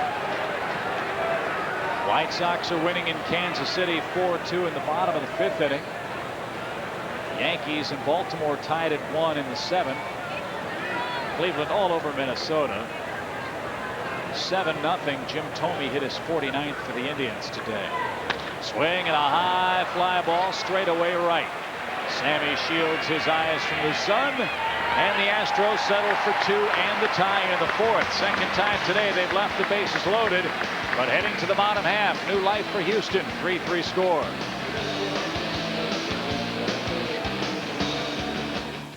Sometimes life is a wake-up call. Wake up, whoa. Little Susie, wake up. I'm not talking to you. You're already talking to me. Shut up. Wake up, little Susie, wake up. Ow. Push him up, honey. Push him up so high, you gotta push him down to see. Ooh la la, wake up, little Susie. Baby? It's obvious that you haven't even given it 2 seconds. Oh my God, look at that rock. Brooke Shields is Suddenly Susan 5 nights a week. Weeknights at 1 Eastern on WGN Superstation. Muchas gracias, guys. Bartender, Bud Lights for the band. Oh no.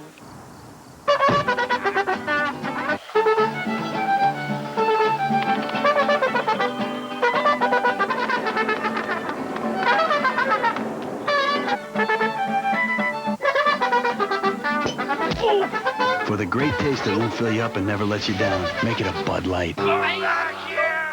Gentlemen, if you keep dogging it, we're gonna run all night. Now let's go. Come on, let's go. Let's move. That's better. That's looking. What if stopping was as hard for you Just run it off. Run it off. Come on, show me some hustle. as it is for your car? That's okay. Treat your car right with Ray-Bestis Quiet Stop Brakes, new at Pep Boys. Keep your wheels clean and save up to $40 on these ultra-quiet, low-dusting brakes. Oh, it's gonna be a long season. All you need to know is where to go. Pep Boys. The long jump. The Dash. Life is like a sport, and your feet take the impact hard. But new Stride Guard insoles absorb 50% more heel impact than these Dr. Scholl's. Take more impact in stride. New Stride Guard insoles. This is WGN Superstation. Astros with 3 unanswered runs have tied the game heading to the bottom of the 4th inning. Rondell White, Todd Hundley, and Corey Patterson are coming up. Our final look at the Houston Astros this afternoon. Day of rest tomorrow, then 6 more in the championship schedule. The Cincinnati Reds will be here Tuesday night. And that guy must be a Yogi Berra fan. And that fan is right. It's not over yet. But the rotund opera singer might be starting her warm-up if Cubs drop this one today. There are good tickets available for next week's ball games. Come on out and see Ken Griffey Jr.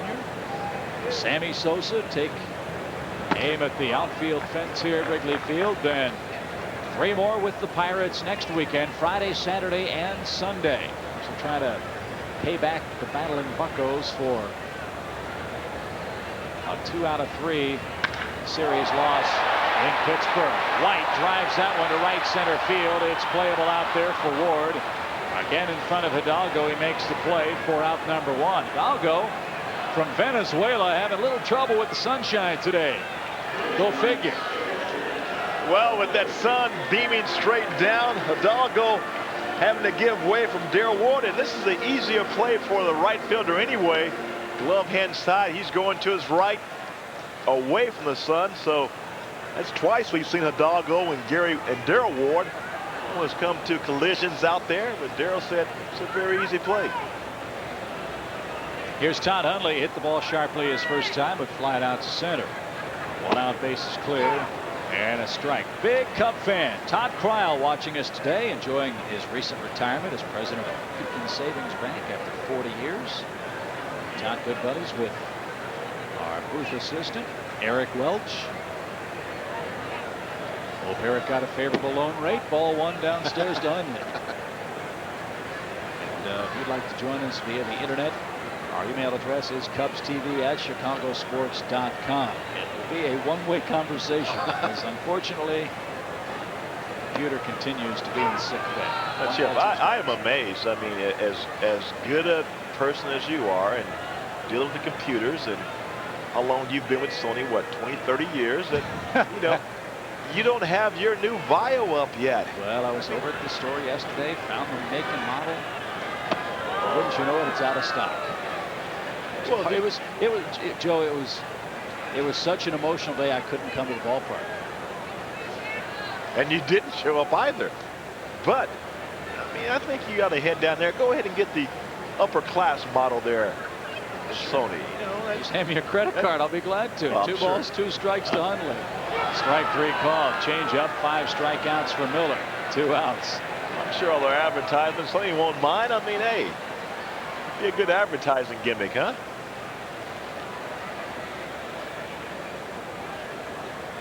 That's the pitch that Todd's got to figure out for next season. And it really started, Joe, the first series against Montreal. Remember, Ugueth Urbina threw Todd a 3-2 changeup. The first weekend of the year.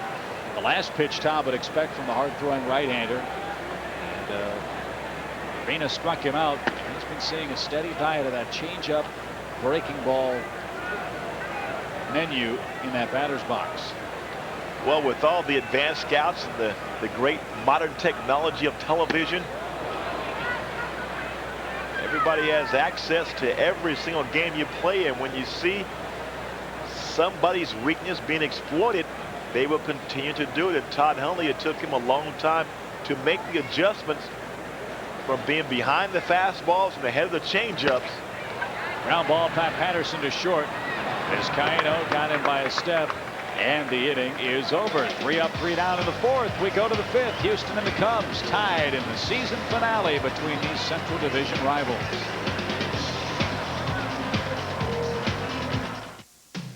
This portion of Chicago Cubs baseball on WGN is brought to you by Acura. Experience the performance today at your local Acura dealer.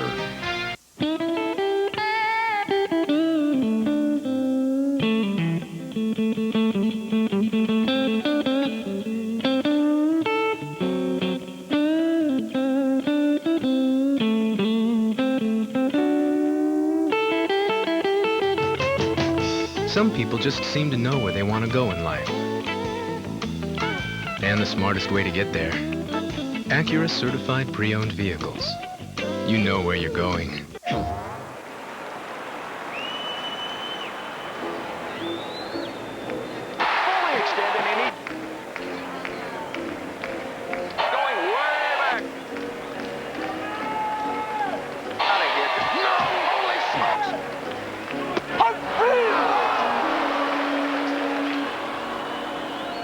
Welcome to the show, MLB 2002. Rated E for everyone. PlayStation. Mom, how many Tums did you take right in front of the wedding planner? You snuck one, too. It was a Pepsid Complete. Is that the same as Pepsid AC? No, there's nothing else like Pepsid Complete. It works fast like Tums, but it lasts for hours like Pepsid AC. So your heartburn goes away and then stays away. Chewable? Calcium? I gotta try this. Decision? Tony, fabulous. Pepsid Complete. Just one, and heartburn's done. Have you tried the anchovy cookies? Oh, yeah. And the jalapeno dip? I left the truck unlocked. No, his ears were a bit bigger and the nose was longer. Next thing I knew, the truck was gone. This him, sir?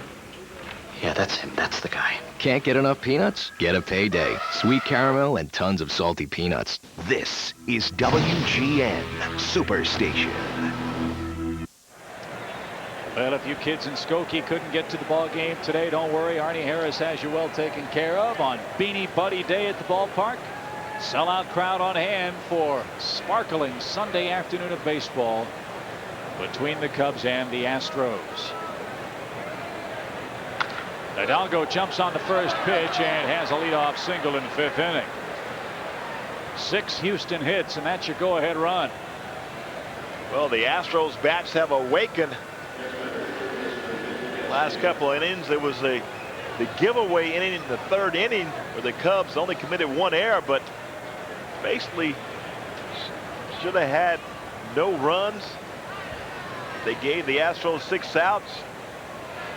And since then, with 4 hits in the 4th and now leadoff single by Richard Hidalgo, Vinny Castillo steps up. He's a notorious first pitch swinger, but he took that one high for a ball.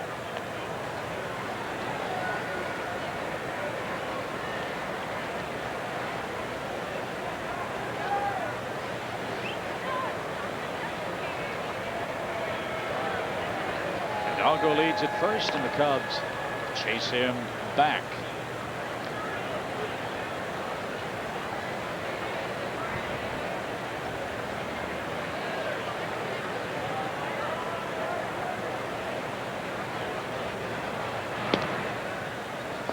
Hidalgo only 5 stolen base attempts this season. This Houston team doesn't run a lot, not because they don't have good team speed. It's okay. But in the ballpark in which they play, why run yourself out of a 2-run home run all the time? Why give up outs when you don't have to, and a fly ball will get you a home run very quickly? The old Errol Weaver school of baseball. 3-run home runs. That's what win your ball games, not stolen bases. Julian Tavares begins loosening up once again. 2 balls, no strikes to Castillo, who's doubled and scored already today. Swing and a line drive hit hard to left, but right at Rondell. He didn't miss that ball by much. Hidalgo back to first, 1 man down, and let's see if Beret got away with a mistake. Well, Jason Beret got away with mistake here. Just a changeup up in the zone. And Vinny Castillo tomahawks and gets on top of it and creates that top spin. And that's the only thing that kept the ball from going out of the ballpark. If he gets on this ball just a centimeter, that ball is probably up on the street somewhere. Dropping the metric system on the viewing audience today. 1 on, 1 out for Ward. A 25-year-old sweet swinging left-hander. Last year for Houston, batted 264 times. He hit 20 home runs.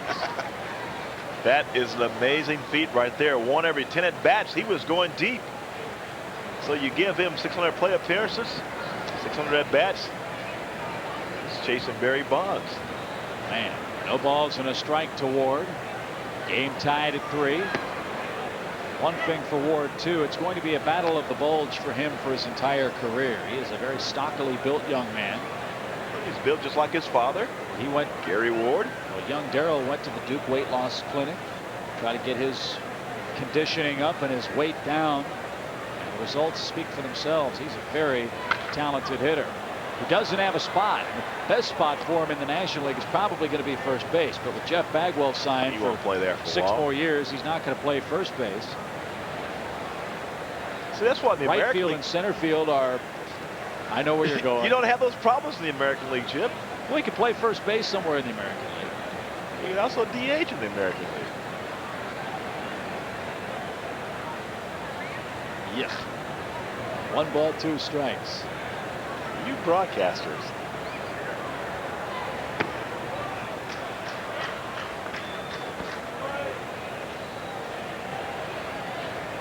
Well, speaking of the metric system, I wonder who that could be. I think Pete Tillman may know who that is. The lovely Cher from Toronto. Or, excuse me, Thunder Bay and her parents. So, runner at first goes, swing and a miss. Hundley's throw to the third base side of the bag. It's a steal for Hidalgo. Ward strikes out. 2 away for Osmus with the pitcher waiting next. And first base open. May want to consider walking the number 8 hitter here. No, this should be a no-brainer. You got the pitcher coming up. Tie ball game 3-3. In a game that you can ill afford to lose. And they're going to put Brad Osmus on and pitch to Wade Miller.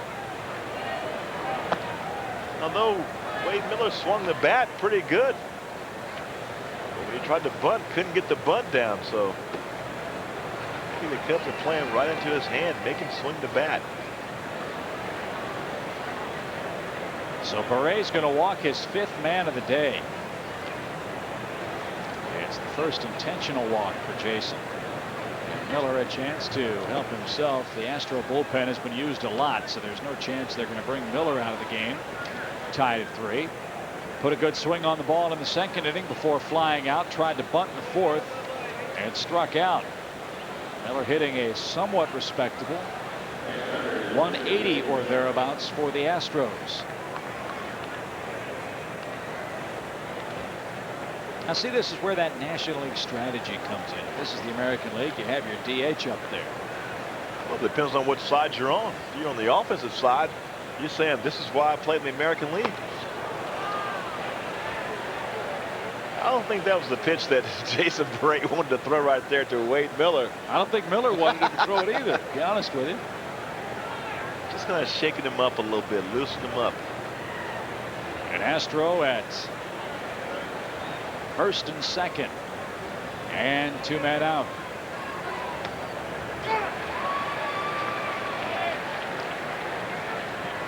Lance Davis and Juan Cruz on Tuesday nights. That'll be seen here in the Chicagoland area on WCIU beginning at 7 o'clock. Wednesday and Thursday afternoon on Fox Sports Net Chicago. Patterson played that ball well, and Miller flies to center to retire the side. Houston has left 9 men on base through 5 innings of offensive work, and we're still tied 3-3. 15 million people in America have type 2 diabetes, and my own grandmother lost her battle. If you have type 2 diabetes, it's more important than ever to watch what you eat and exercise regularly. And if that's not enough, ask your doctor about adding Avandia to your daily routine. Avandia is different from some diabetes medications. It helps your body use the natural insulin it's already making to help lower your blood sugar. With the addition of Avandia, a lot of people have been able to lower their blood sugar. Avandia in combination with insulin may increase the risk of serious heart problems. Because of this, talk to your doctor before using Avandia and insulin together. Avandia may cause fluid retention or swelling, which could lead to or worsen heart failure. Avandia is not for everyone. If you have severe heart failure or active liver disease, Avandia is not recommended. Some people may experience weight gain with Avandia. Premenopausal women may be at increased risk of pregnancy. To check for serious liver problems, blood tests should be conducted before and during Avandia therapy. Diet, exercise, and ask your doctor about adding Avandia. You can be stronger than diabetes. I left the truck unlocked. No, his ears were a bit bigger and the nose was longer. Next thing I knew, the truck was gone. This him, sir?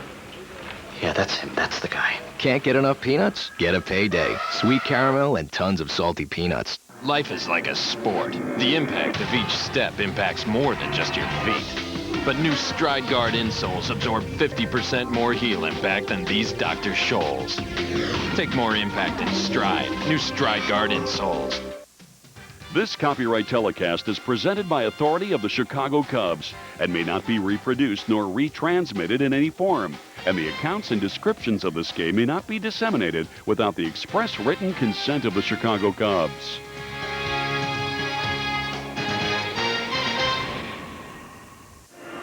The Cubs are coming up in the bottom of the 5th inning of a tie game at 3 before Augie Ojeda leads things off. We'll take a train, step out for a moment, and let you know what's coming up later on WGN. It's the search to find Mr. or Mrs. Right. The rules of dating have just changed. Eliminate, Monday at 2 Eastern on WGN Superstation.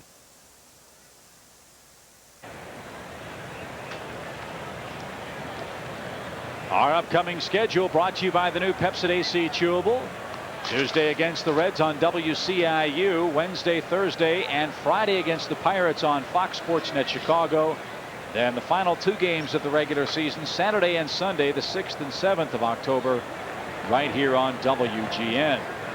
Augie Ojeda leads off the Cubs 5th, and he takes strike 1. Bill Miller was originally in the lineup for Don Baylor today, but that left knee continues to be a little sore, so Augie Ojeda got the start today, and Miller's going to need that entire offseason to get that knee 100% for spring training. I wonder if there's rain in the forecast. To get a little cold and start to rain a little bit. The knee starts to act up just a little bit, and Bill Miller taking the day off. The Chip, I've been here the whole year. I've got 3.5 games left. And I still don't have a foul ball. You told me I would get a foul ball. I'm telling you, it's coming. Don't panic.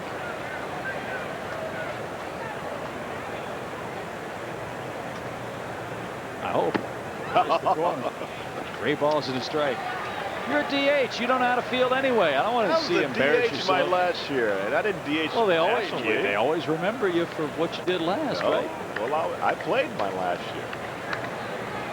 San Francisco. You're next to last year. Yeah, my next to last. Okay. Full count 3-2.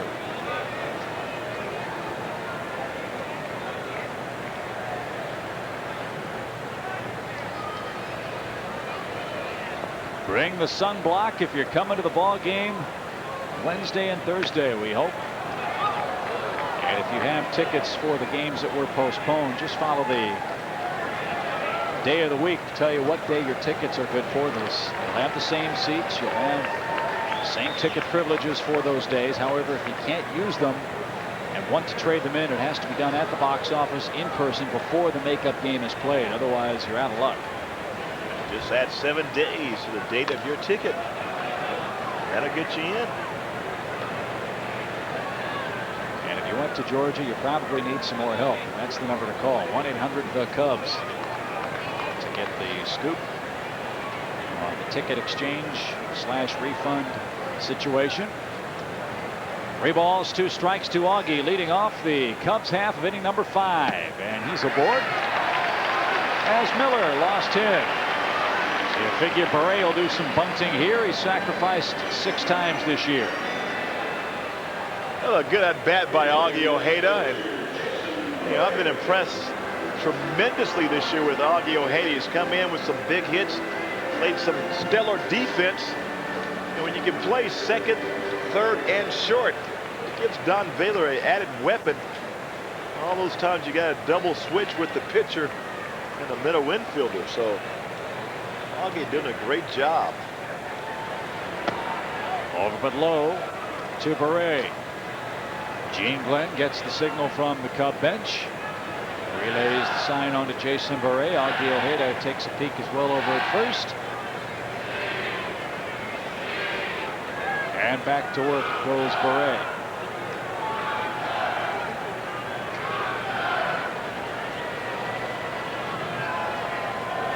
A bunt back to the mound.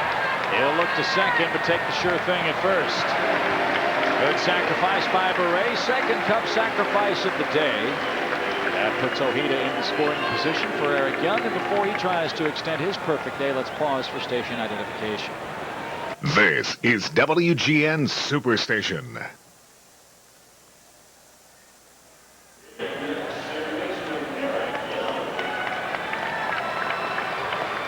Chip and Joe from Wrigley. Eric Young 2 for 2 with a run scored today. First hit, a very painful one for Miller. Comebacker that the young right-hander knocked down with the glove hand, but not before it stung what appeared to be the middle finger of that left hand. Well, he threw him a fastball out of the plate. Eric slaps it back up the middle. Then he came to breaking ball inside. He slaps it down the third base line for a double. Let's see where Mr. Miller tries to pitch wide this time. In the indication, he came with the breaking ball inside, and we talked about playing to your defense and pitching to your defense. Bad news in St. Louis. Cardinals just got 3 more in the 6th against the Pirates. So it's 6-3 St. Louis heading to the 7th. So this game in Chicago taking on huge proportions for both of these teams, and especially Houston, who's trying to hang on and win their division. But even if they do win it, you've got to wonder how much octane is going to be left in the tank right now, for this ball club is really battered and bruised. Albert Pujols for the Cardinals earlier today hit a 2-run home run in the first inning. You got to figure he was in the middle of their latest uprising too.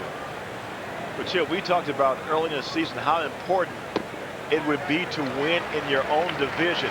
And playing each team 17 times, you take a look at the standings, Houston, St. Louis, and the Cubs. Houston's record against the Central Division, 48-31. They're in first place. St. Louis, 44-32. They're in second place. The Cubs, 43-33. They're in third place. And Milwaukee, 36-45. So it all falls in order as Z-Y draws a walk. But you have to win in your division. If you win in your division, you'll be right in the thick of things come postseason time. And when you look at the Cubs record against the Cardinals, 9-8. You look at the Cubs record against Houston, 7-9. So 1 game under 500 against the top 2 teams in the division. You look at the Cubs record against Milwaukee, though, and that's where you say that's where the Cubs divisional problems took place. Cubs were 8-9 against the Brewers. When everybody else was handling the Brewers very easily. Cardinals 8-3 against Milwaukee. Houston 12-5 against them. So that's all grist for the mill now. But when you have 3 teams that were as closely matched in the divisional race, that's the one team for the Cubs that proved to be their real nemesis this year. No balls and a strike to Ricky Gutierrez. 2 men on, 1 man out with Sosa waiting on deck. Ricky keeps meeting the baseball. He's fouled the ball off his forearm, off his leg. He's going to need a full body armor at the plate.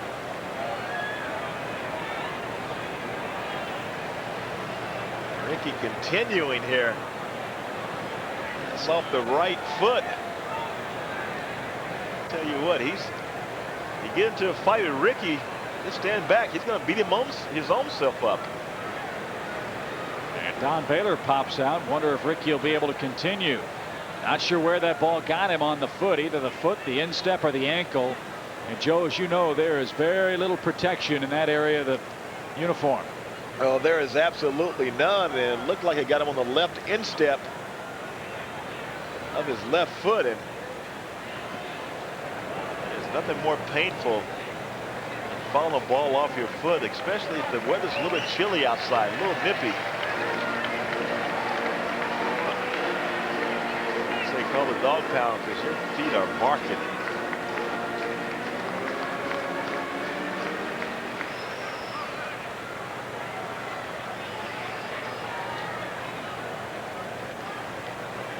Cubs are hoping that the Astros fans will have a shoulder to cry on at the end of this day, as we're tied at 3, and the Cardinals are winning handily at home over the Pirates.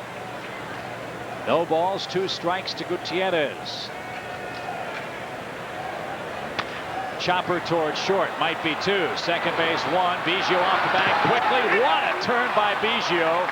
Eric Young did everything he could to get Biggio, but it was like nailing Jello to the wall. He was gone by the time Young got to the bag, and the inning comes to an end.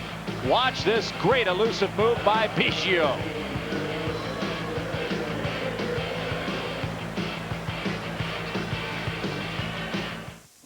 For Earth, the moment of truth is here. The Talons only have 21 hours left. In an instant, the fate of humanity will be set. I have authority to blow the mothership out of the sky, and by God, I'll do it. And all questions will be answered. Who lives and who dies? Only a few will survive. Those are nuclear warheads coming at us.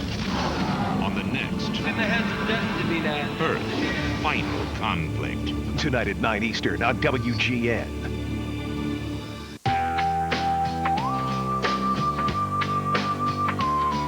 A beer is only as good as the ingredients used to brew it.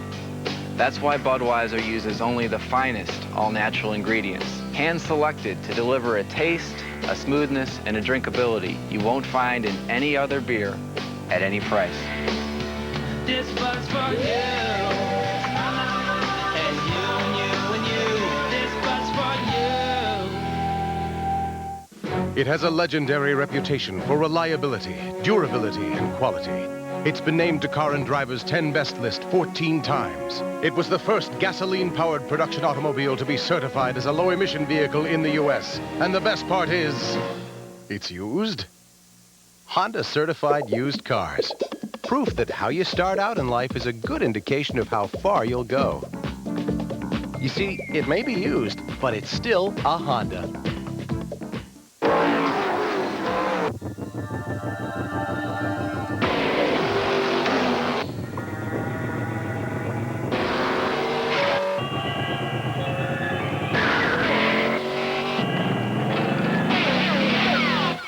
Who'd you expect?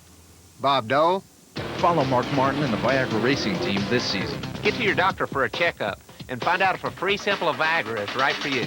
And for more information right now, race over to Viagra.com.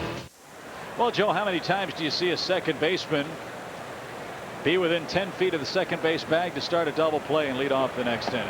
Well, Chip, it's the old somewhere in the vicinity play, as watch Vizcaíno tosses the ball to Biggio, and look where he catches the ball. I mean, he's a good 7 to 10 feet off the bag. That's the old phantom double play ball, as Mark Barron would call it. Second base umpire. I think his bat needs a little bit more pine tar. What do you think? If he drops in the dirt, it's going to come with 10 pounds of dirt. And the thing, one thing you don't realize, when you have that much pine tar, as much as the dirt accumulates on the bat, it begins to weigh a little bit more. So it started out 32 ounces, probably weighs about 40 ounces right now. That's not your good housekeeping seal right there. He's got pine tar all over himself. Left shoulder, right shoulder. I mean, he's the Lester Hayes of Major League Baseball. Exactly. Fred Bolitnikoff. I'll have to pardon the pun. He sure can pick it at second base. A leadoff walk here in the Astros half of the 6th inning, and that's never good news with their big poppers coming up. 1 on, none out for Vizcaíno. A 2-hit, 1 RBI, 1 walk day for the former Cub. As we will say adios to the Astros at the end of today's play. And I'd give the shirt off my back to see the Cubs send these guys back home with a loss. I think that guy just took your shirt. Is that your hat too? The hat's way too classy for me.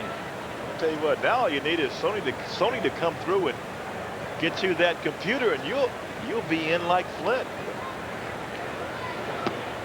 Hey, if I'm Sony, I give you a computer.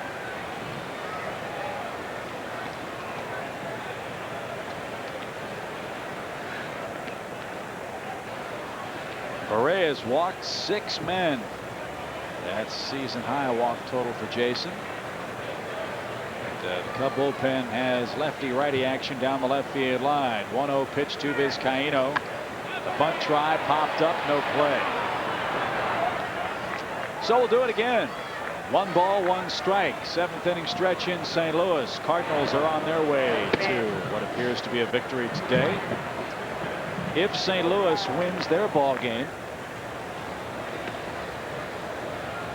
for the Cardinals, that would be their 90th of the year, meaning the Cubs would have to win out just to have a chance to tie them for the wild card.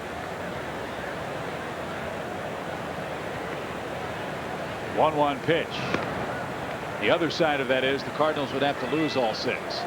They play Milwaukee 3, then they play Houston 3. You know, Chip, regardless of what happens, whether the Cubs make the playoffs or not, you have to look back at what happened last year, 97 losses, and where they're at this year. And you have to go away with some great feelings about what Don Baylor, Andy McPhail, Jim Henry has done to put this ball club together. And this is not just a one-year wonder. This is something they want to do for the next 4, 5, 6 years from here on out. Play and have pennant fever every single year here on the north side of town. 2 balls and a strike to Vizcaino. And you're right about that. The only exception to it is when you lead your division by as many as 6 games for 2.5 months and then are unable to hold on to that lead and see a 14 or 15 game swing in the divisional race in a negative way, that does leave a sour taste in your mouth to a certain degree. But I would also tell you that Biggio runs and the pitch is high. The Huntley throw skips into center field, and Biggio's going to hold on at second base. Steal for him, his 7th of the year. If you had said to Cubs fans everywhere, look, you've got 84 wins into the final week and a half of play, and you've got a chance to win the wild card, would you take it?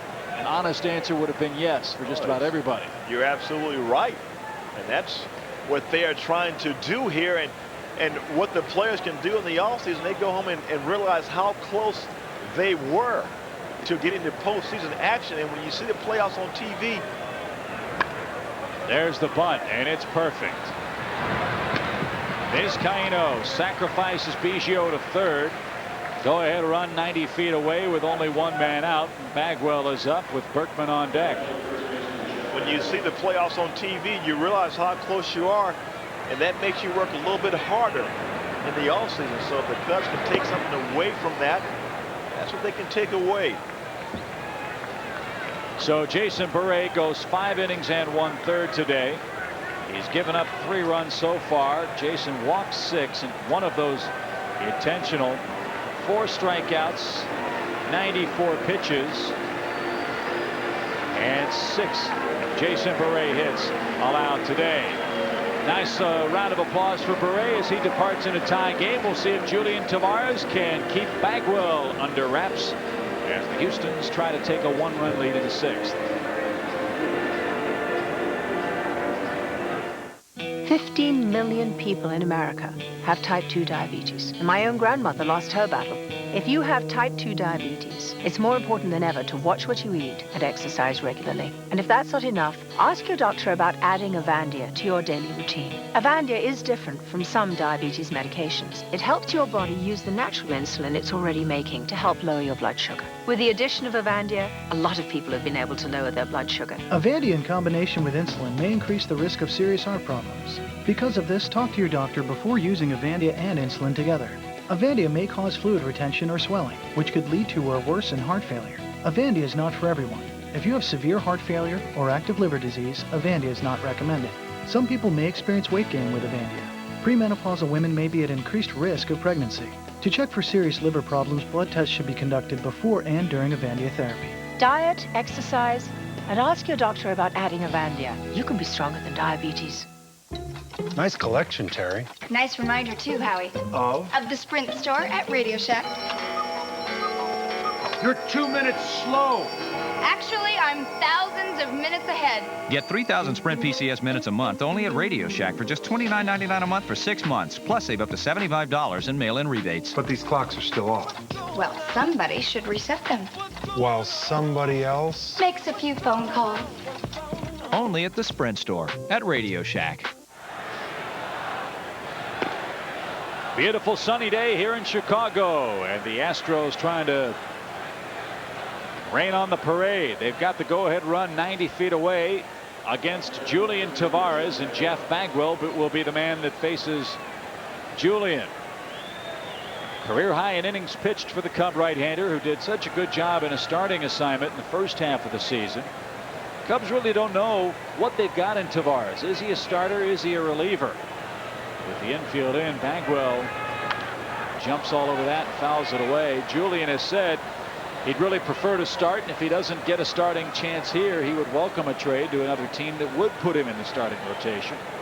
And Joe, you've got to figure that really for the first time in almost a generation, the Cubs are going to have intense competition for one of those 5 available starting spots in spring training next year. Well, every manager would tell you they love to have competition in spring training, because the guys know the offseason when you got a guy like a Carlos Zambrano or Juan Cruz, guys, and also with Mark Pryor, he will have a chance to come up next year. He'll be in big league camp. So with those guys coming up, you know jobs are few and far in between, and you got to come ready to pitch, and you got to come ready and in shape. And Julian Tavares had a pretty good year this year. First half as a starter, and like you said, a lot of innings pitched, and he's at his career high. But now banished to the bullpen, but he wants to start, and I think he has deserved that so far. Boy, Bagwell reacted late to that ball. Not surprising. As you see the shadows getting closer and closer to covering that batter's box. Boy, dangerous play for Bagwell, and he just did get out of the way. Well, that full circle just about to come across home plate.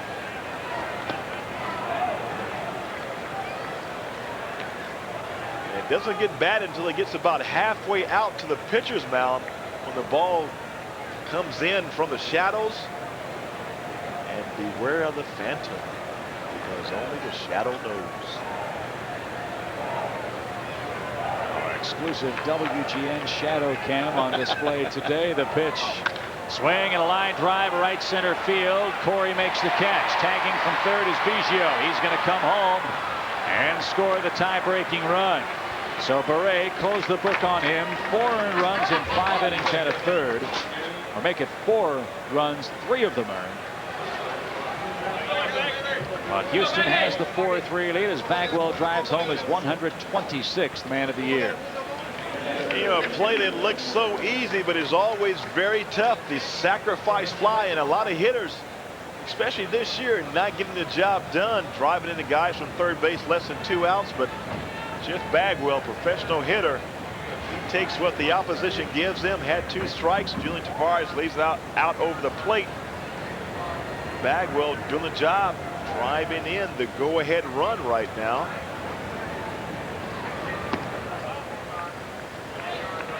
So 6 walks by Beret. Only 1 of them scores. But the error in that 3rd inning. Finally, Houston able to take their first lead of the afternoon.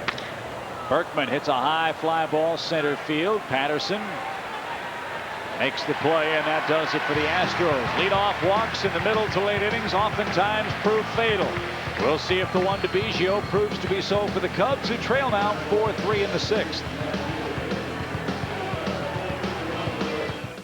Chicago Cubs baseball is brought to you by Pepsi, the joy of Pepsi.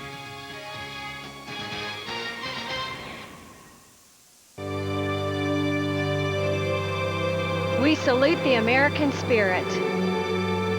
We pledge our allegiance to the flag. We will stand with our fellow airlines. We vow to continue. We will keep America flying. We will rise.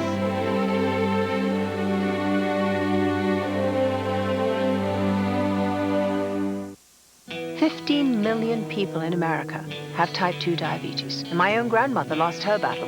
If you have type 2 diabetes, it's more important than ever to watch what you eat and exercise regularly. And if that's not enough, ask your doctor about adding Avandia to your daily routine. Avandia is different from some diabetes medications. It helps your body use the natural insulin it's already making to help lower your blood sugar. With the addition of Avandia, a lot of people have been able to lower their blood sugar. Avandia in combination with insulin may increase the risk of serious heart problems. Because of this, talk to your doctor before using Avandia and insulin together. Avandia may cause fluid retention or swelling, which could lead to or worsen heart failure. Avandia is not for everyone. If you have severe heart failure or active liver disease, Avandia is not recommended. Some people may experience weight gain with Avandia. Premenopausal women may be at increased risk of pregnancy. To check for serious liver problems, blood tests should be conducted before and during Avandia therapy. Diet, exercise, and ask your doctor about adding Avandia. You can be stronger than diabetes. Coming soon, the return of the #1 action hour on television, Andromeda. Premiering October 7th at 8 Eastern on WGN. Well, no better man than Sammy Sosa to get this game back to even. He'll lead things off in the 6th inning, still sitting on 59 home runs. Is the slugging Cub right fielder Sammy Sosa. They're all here to see him make history, trying to become the first man in history to have 3 60 home run seasons in Major League Baseball. Barry Bonds will try to get 70. A bit later on, he'll face Brian Tolberg of San Diego. Bonds sitting on 69. Sosa 10 behind with 59. Luis Gonzalez with 55.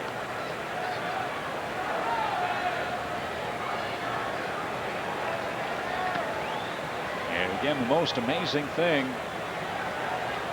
Sosa's quite probably going to have 3 60 home run seasons, and the only time he won the home run title is when he hit 50. Well, that tells you about the competition, and it's all about timing. I guarantee you, Sammy wouldn't trade any of those years of home runs. The years he had put together. And to put things in perspective, Hank Aaron in 22 season, 755 home runs. If Sammy continues the pace of 60 home runs, I mean, it would have taken him 12.5 years to amaze 755 home runs. I mean, that would have cut 10 years off. So that shows you, in retrospect, how awesome is what Sammy has been doing. 2 balls and a strike. And again, go back and ask the question that I posed earlier. Is Sammy Sosa the best player in Major League Baseball right now? I think if you look at it as an overall player, maybe not the best defensive outfielder, but when you put the whole package together, he's got to be seriously considered for that honor. As he goes down swinging in the 6th inning, that's 6 strikeouts for Miller. But look at the offensive numbers in the National League for Sosa. 10th in hitting, 2nd in homers, 1st in RBIs, 1st in runs, 8th in hits, 2nd in total bases, 2nd in walks, 4th in on-base percentage, 2nd in slugging percentage, 3rd in extra base hits. I mean, the man's done everything offensively you can possibly do on a team that for the most part has seen such a great disparity between his numbers and everyone else's that it's really almost been a one-man offensive attack all year. Well, Chip, no one can argue with you about the prospect of Sammy being one of the best players in all of baseball, if not the best. And like you say, the numbers will speak for themselves. And that's what's so good about baseball. I mean, you could have these arguments or discussions throughout baseball, and a lot of names will come up. Guys like Barry Bonds, guys like Alex Rodriguez, and now you throw in a Ichiro, his first full season as a rookie, which I don't think he should be considered a rookie. I mean, I think he's as old as you, but he is considered a rookie. It just goes to show you baseball is doing so well, and that's why they can ill afford to have a work stoppage. There is no way they can have one. Griff broke his bat, pops it up. Long run at third for Castilla. No room. Our WGN cameras are strategically placed to disallow the third baseman's attempt to catch that pop fly. And you're right about Ichiro. He's having one of the best seasons ever for any first-year player. 234 hits as a rookie. Or in about 13 years, he'll get to 3,000 at that pace. He's also got 50 stolen bases. You're talking about a cannon from right field. Fundamentally sound.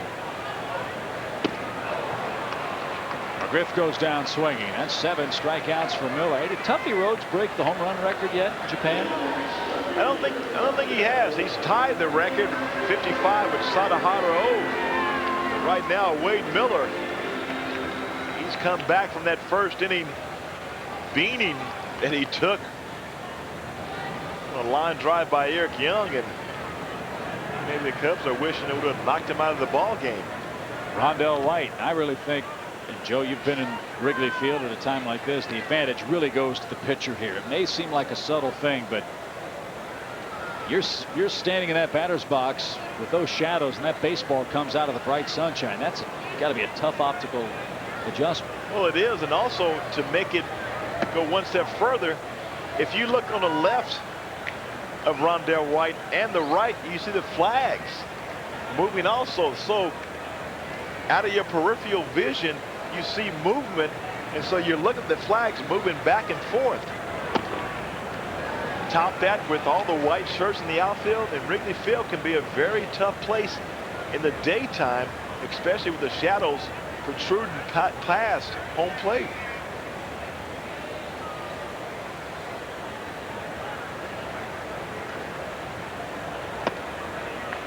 Four straight bad ones to White. Might have pitched around him to take their chances with Todd Hundley.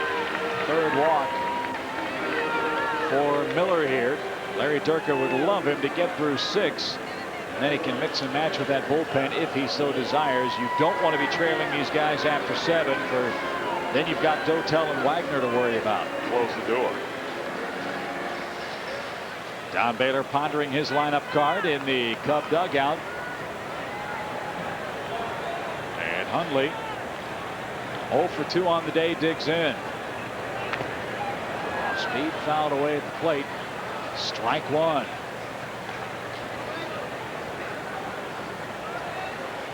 Now on the left side of the ballpark, it's about 40 degrees and they're freezing, but in the bleachers it's 85 and sunny. Break out the sunblock. Of course, the wind knocks down, or is knocked down, by the bleachers here at the ballpark. Not much wind to speak of as we look at the flags on top of the roof near us. Just a gentle breeze, much more brisk high atop the Wrigley Field scoreboard. But just a glorious Sunday afternoon for baseball. There's a lot of sailboats out there in good old Lake Michigan. Missed the corner. 2 balls and a strike.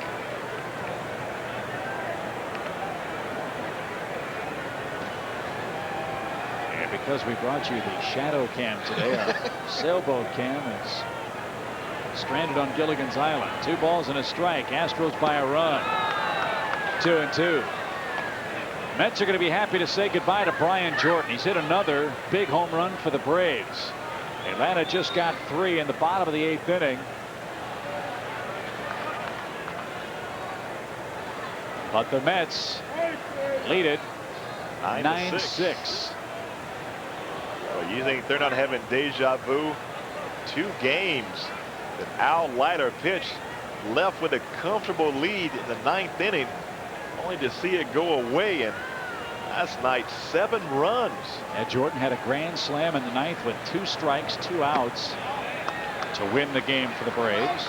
Jordan won a game for Atlanta up in New York to avoid a Mets sweep. And he's trying to lead Atlanta back late at Turner Field.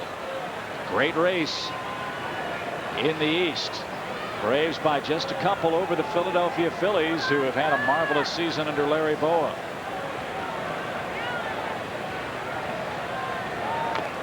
Todd checks a swing. Phillies will do battle with the Marlins. They're probably playing right now. We'll try to get an update on that. Coggett against Josh Beckett down at Pro Players Stadium. The Indians, with their win over Minnesota today, are again the champions of the American League Central at a 9-1 final.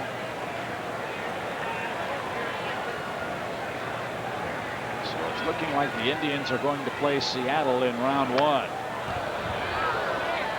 And Chip, that loss last night the Mets had to the Braves, how big was that in retrospect? With 7 games left, they're 5 games out. Had they won that game, they would be only 3 games out with 7 to play.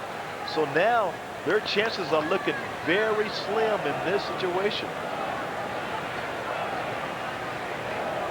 Good at bat by Hundley. 3-2 pitch. Tomahawked into right field. White was moving with the play.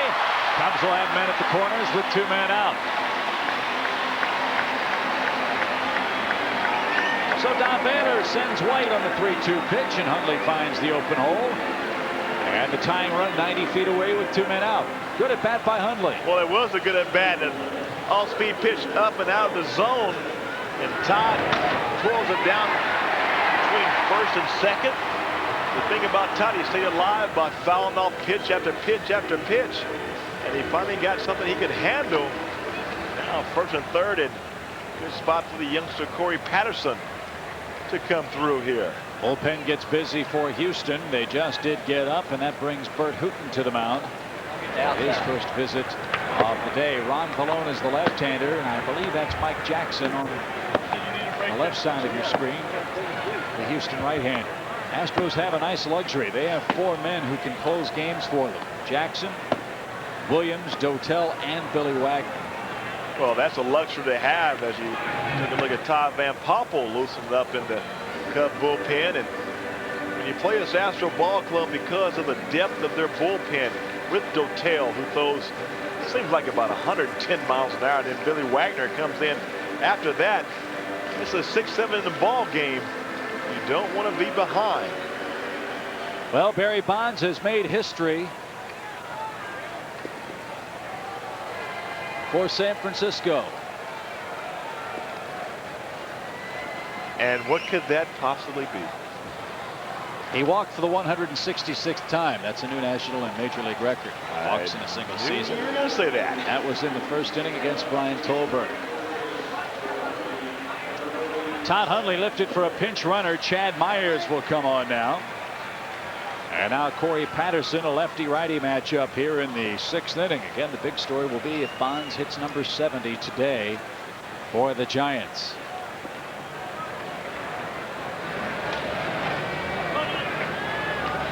Chad probably happy as Patterson standing to him that he doesn't have to pinch hit, because every time he pinch hits, he gets hit.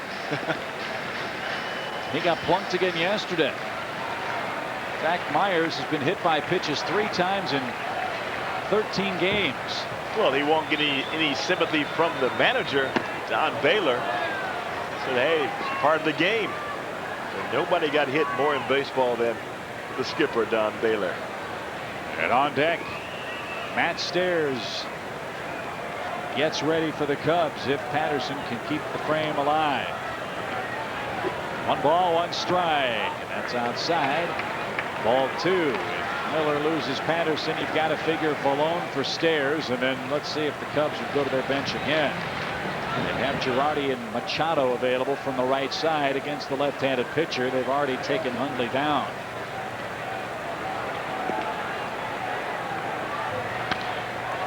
Two balls, 2 strikes.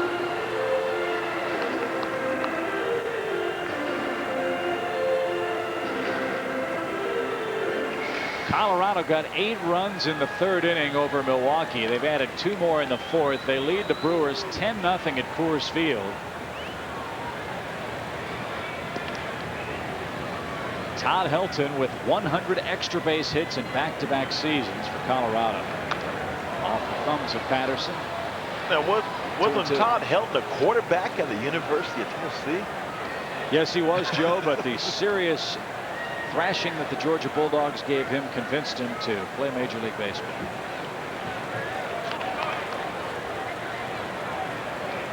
I knew we had to find Georgia in there somewhere. You always got Georgia on your mind. Runner at first goes, and Patterson couldn't stop himself. Check swing, and back to first will go Myers. Speaking of college football, how about the Wildcats yesterday? Northwestern. Yeah, great game.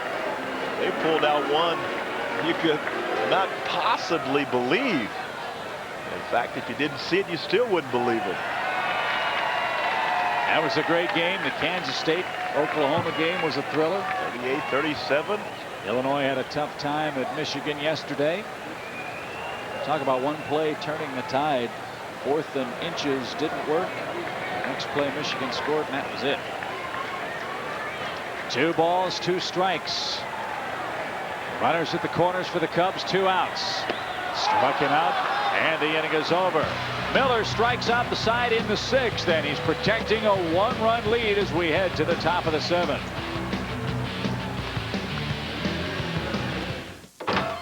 Hi, you must be Tammy's blind date. I'm Spike, her twin brother. Twin brother, twin brother, twin brother, twin brother. Tammy, your date's here. Hey, can I offer you a Bud Light? Sure. Here you go. Hi. Hi. For the great taste that won't fill you up and never let you down, make it a Bud Light. You smell good.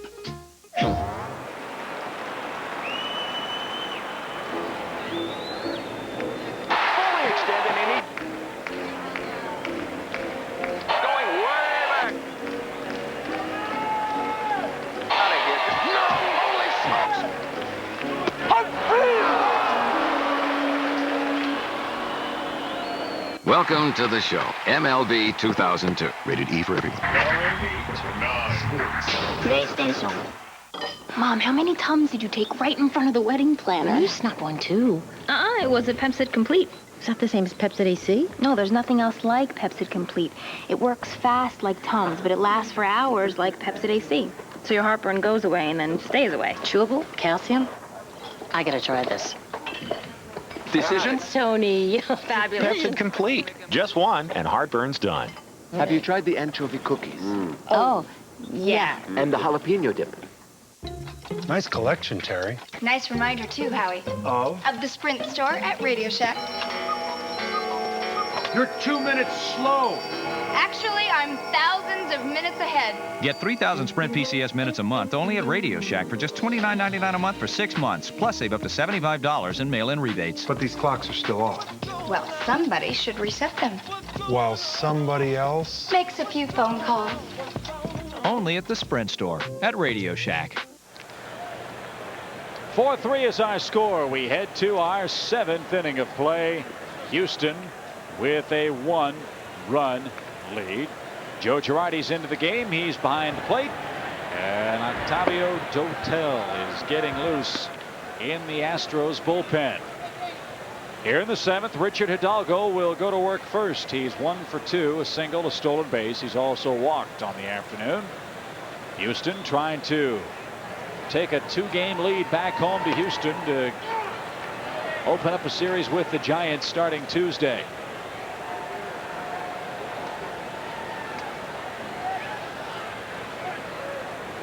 Cardinals are still beating the Pirates 7-3. They bat in the 8th inning to the running Redbirds. A Cardinal win today makes it real tough for the Cubs, especially if the Cubs lose this one.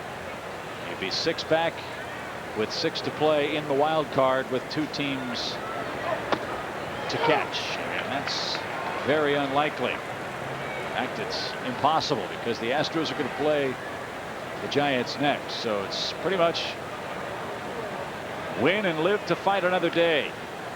Lose and you think about 2002. 1 ball, 2 strikes to Hidalgo. Chopped toward short. Ricky surrounds it. 1 out.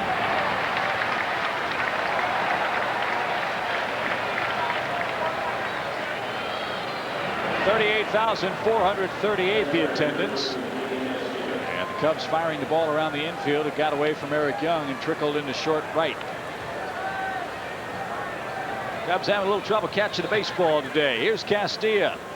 Vinny 1 for 3 with a run scored. Houston 4, Cubs 3. It even happened to the big leaguers. It seemed like a hot potato out there at times. Sometimes it's very tough to keep your eye on the bouncing ball. Last chance for Atlanta. They come to the plate in the 9th inning. Who's going to close it out for the Mets? Both Benitez and John Franco have had real problems against Atlanta. Braves win that one. They deserve to win that division, the way they've come back the last couple of times out there.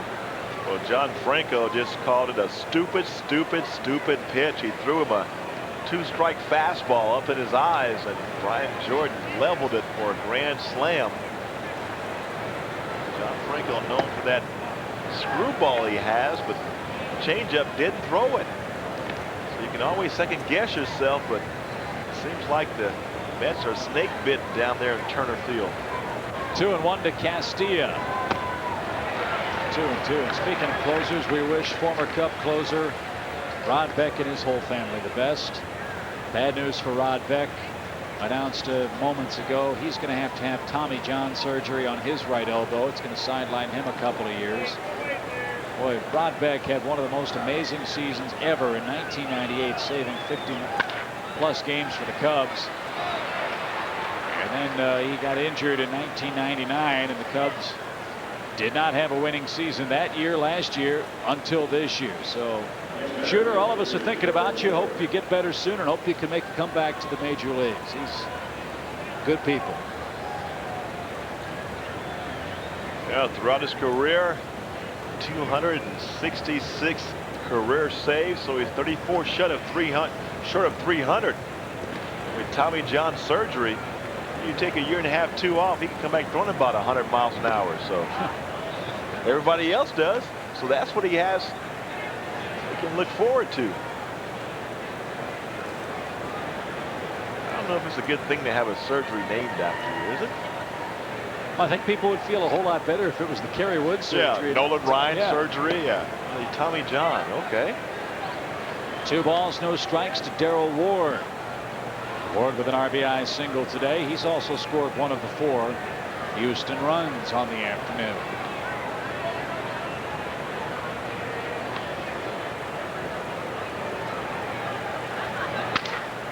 He's got another hit. This one into right field. 2 in a row allowed by Julian Tavares. Sosa throws back to second, holds Castilla there. 2 on, 1 out for the Astro catcher Brad Ausmus.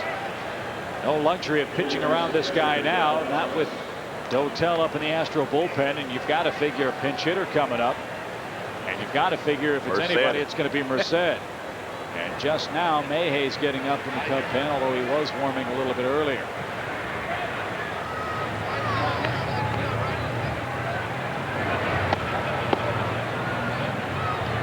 You could almost bet the whole farm that it would be Orlando Merced to come out of the dugout. No sign of a man on deck yet. Got to get somebody out there. That's a Major League Baseball rule. Maybe it's going to be Moises Alou. Maybe they'll give him a swing before the off day tomorrow and get him ready, hopefully, for that Giants series. And it's a final. The Mets beat Atlanta 9-6. So the door's open for the Phillies to move to within a game of Atlanta. They've got a big series coming up at Turner Field, too. And it is going to be Orlando Merced. Yeah, I get to keep my farm.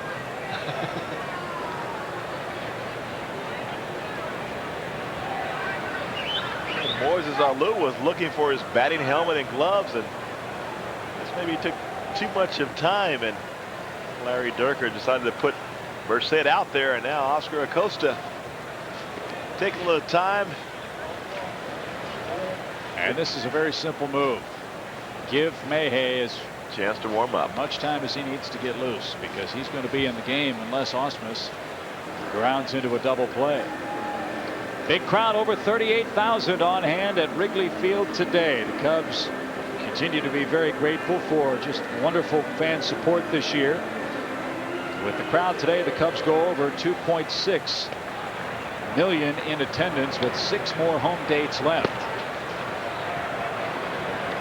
You know, Chip, if you have never watched a game from Wrigley Field, you are missing undoubtedly the greatest ballpark there is. Hey, what a catch by one of the fans sitting in the first row behind the aisle.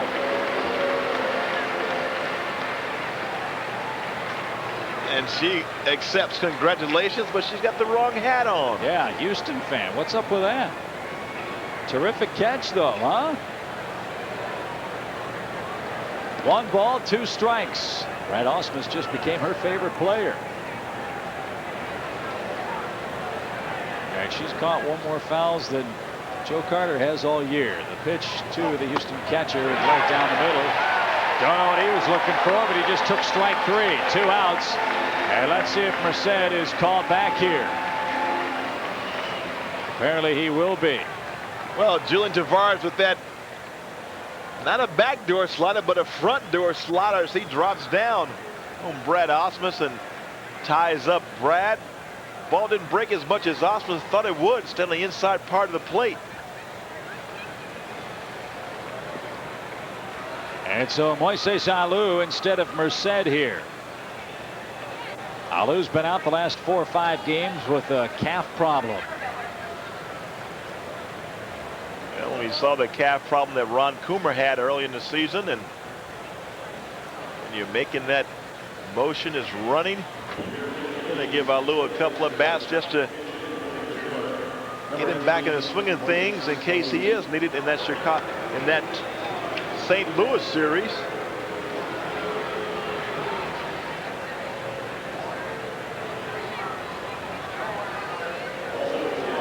So Miller goes 6 innings, 3 runs, none of them earned.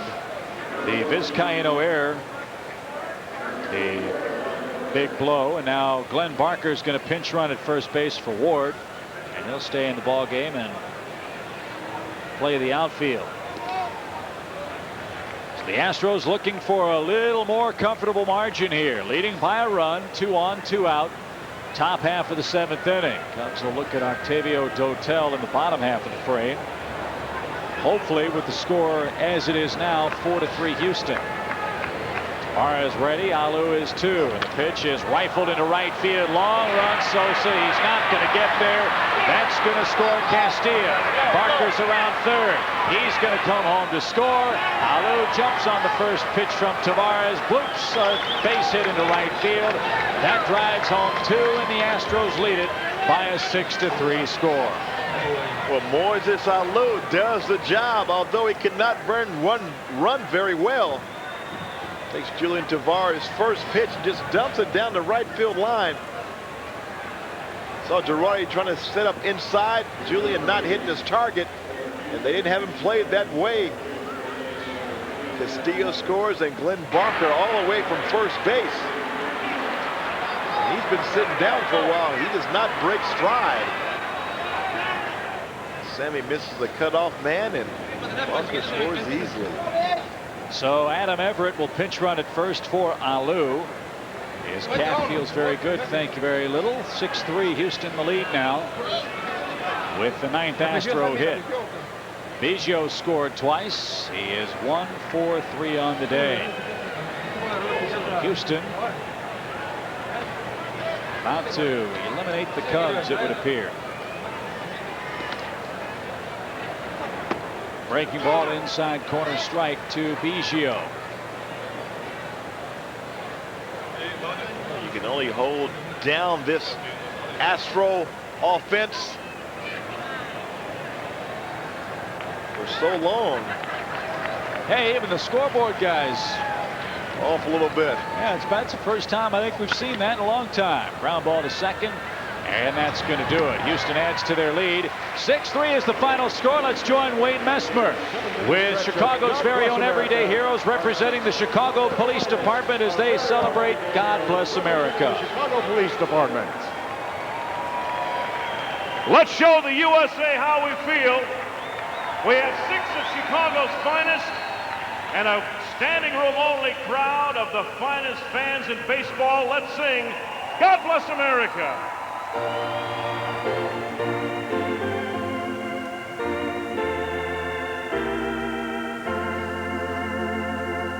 God bless America, land that I love. Stand beside her and guide her through the night with a light from above.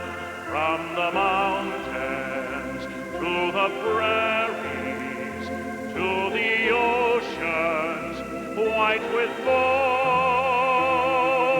God bless America, my home, sweet home. Let me hear ya! From the mountains to the prairies to the oceans white with foam. God bless America, my home, sweet home. God bless America, my home, sweet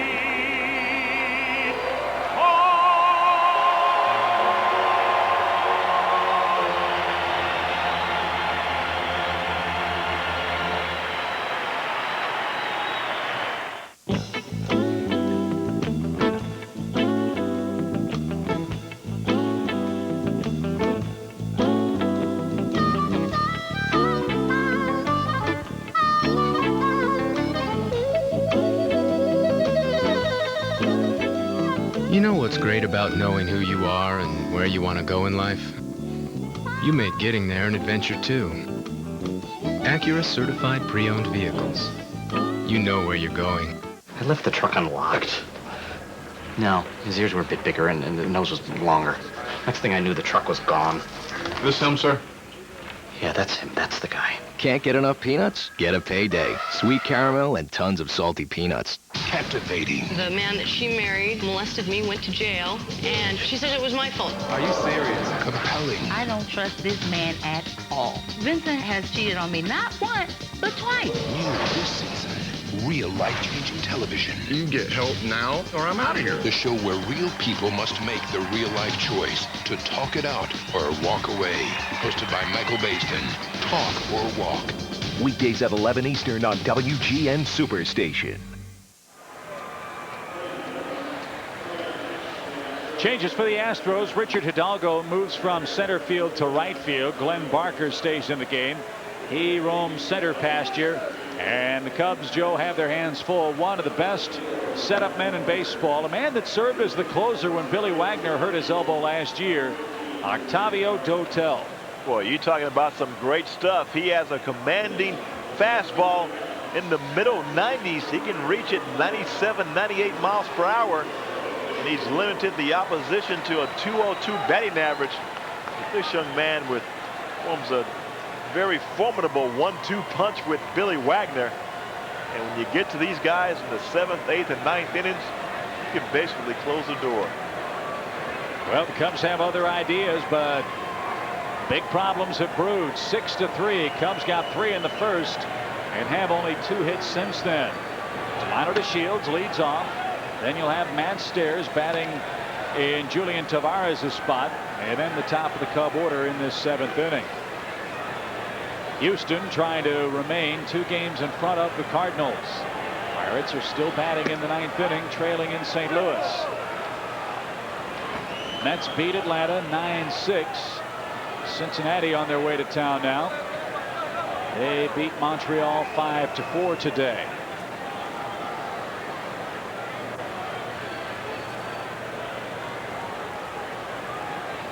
Two balls, no strikes to DeShields. His job, get on anyhow, any way you can. And try to put together a big inning for the Cubs. Astros' magic number in the Central for the title is 6. Meaning any combination of Houston wins and Cardinal losses that add up to 6, and they are the champions, and it is a final. St. Louis wins 7-3 over Pittsburgh. They sweep the Pirates. St. Louis doing exactly what they have to do, especially win at home. They're now 53-26. Back at Busch Stadium. 27 games over 500. And beyond that last 3 games of the season, whether they're divisional champs or the wild card champs, Tony La Russa has got the guys playing great baseball. And really, when you think about it, that's what championship teams do. They beat the teams they're supposed to beat. And when the Cubs went to Pittsburgh and played so poorly those first 2 games, how big would those 2 games be if they were in the win column instead of the loss column for the Cubs right now, especially considering whom the Cardinals were playing, this Houston ball club. Well, you know, the just completed 9-game road trip, the Cubs should have been 7-2. But they lose the first game to Cincinnati on a 2-out pinch hit single. It scores 2 runs. They win 2 out of 3 in Cincinnati, lose 2 out of 3 in Pittsburgh, and 2 out of 3 in Houston. So what could have been a great road trip all of a sudden turned into their worst nightmare. And Dotel trying to throw the ball right through Brad Ausmus. And the Houston catcher out to settle him down. 1 man on, nobody out. Cubs trying to spoil the Astro Express. Still a lot of time left in this game, but the Houstons have the best bullpen in the National League. And the Cubs are down 3 runs. Outside, ball 2. Dotel missing frequently here in his first inning of work. And with that in mind, the Astro bullpen gets busy. Mike Jackson is up. Good hitter's pitch. 2 balls and a strike.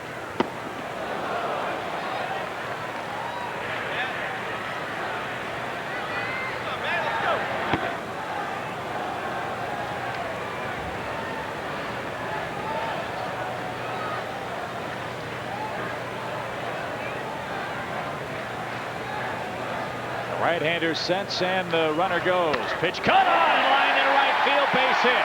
DeShields on his way to third. They're going to wave him around. He's going to score. It's a standing double for Stairs and a 6-4 game.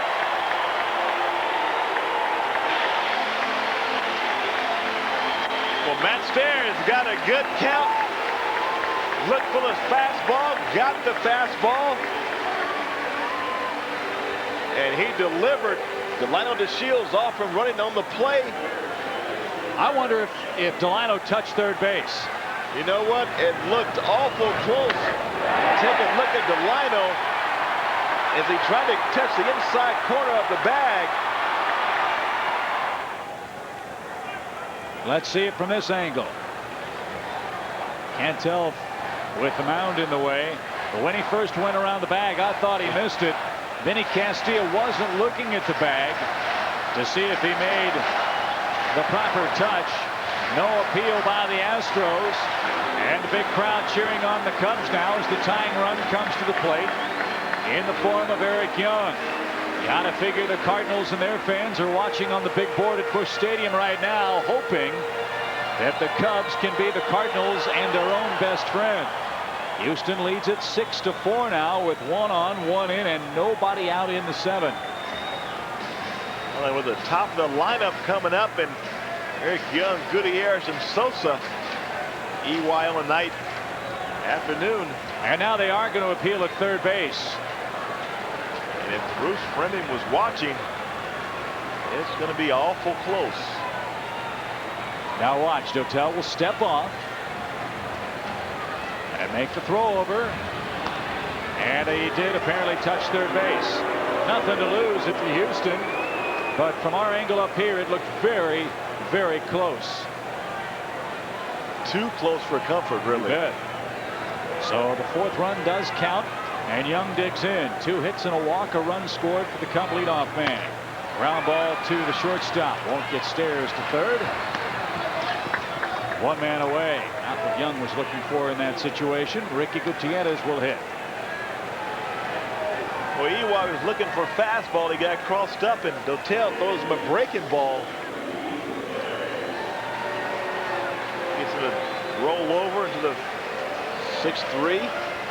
Well, that spot, you got to get the ball hit to the right side of the infield and get Stairs to third base. But Young can't do it. Let's see if Ricky can drive him home himself. Well, one of the toughest pitch to hit to the right side would be the breaking ball inside, especially when you throw the ball 94, 95 miles per hour. So it begs the question, if you get it, why do you swing at it? Well, that's why he's down play there the game. Up here. That's right. You tell yourself you want to look for the fastball out of the plate to drive to the right side. It throws you a breaking ball, and you swing, and you're like, why did I do that? Whoa, what a shot taken by Osmus. I tell you what, Ricky Gutierrez is just beating up everybody. If he's not fouling balls off his leg, he's fouling it off the catcher, and feel that. And then if Ricky's not fouling off the catcher's face mask, he's throwing the bat into the stands. So pay attention when Ricky Gutierrez is hitting. Big lead by Stairs at second, 1-1 count. Patel struggling with his command here in the 7th inning. Giants lead San Diego 2-0. Barry Bonds made history if you missed it. He walked for the 166th time, his first time up.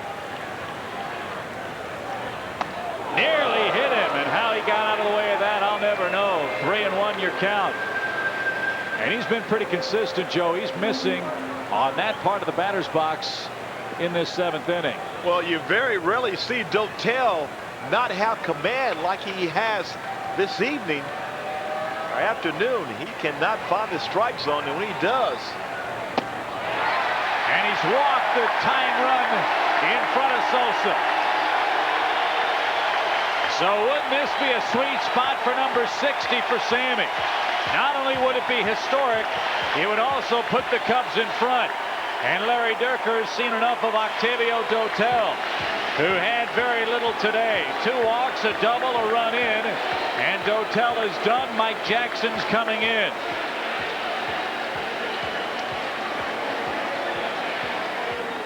So don't go anywhere, folks. Cubs still very much alive today.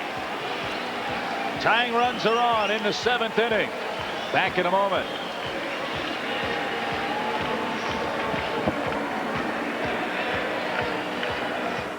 Gentlemen, if you keep dogging it, we're going to run all night. Now let's go.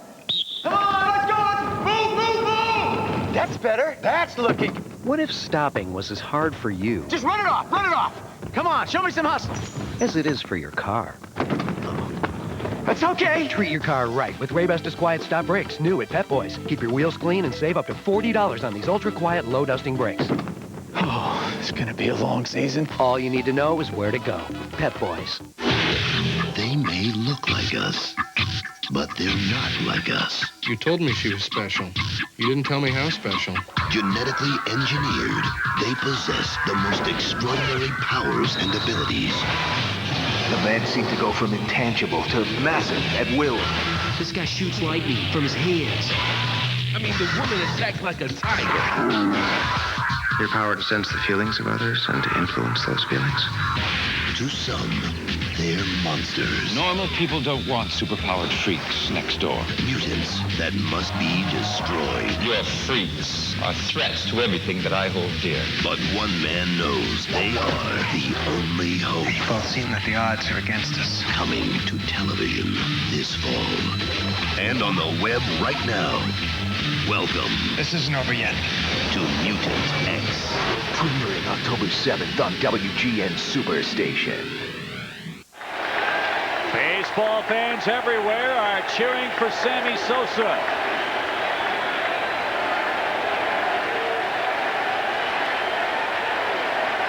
He represents the go-ahead run in the 7th. Mike Jackson's first pitch is cut on and missed. Strike one to Sosa.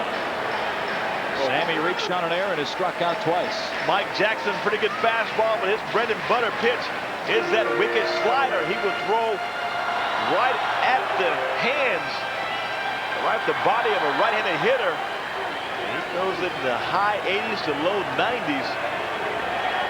Right now, the stage is set. We're slamming Sammy Sosa. He's down in the count. 1 strike. The pitch. Swing and a miss. Boy, Jackson looks like he's tough to pick up. He hides the ball real well. Well, he does hide it very well, and he would throw you a great slider. Just like he threw that one to Sammy, and that was not his best one.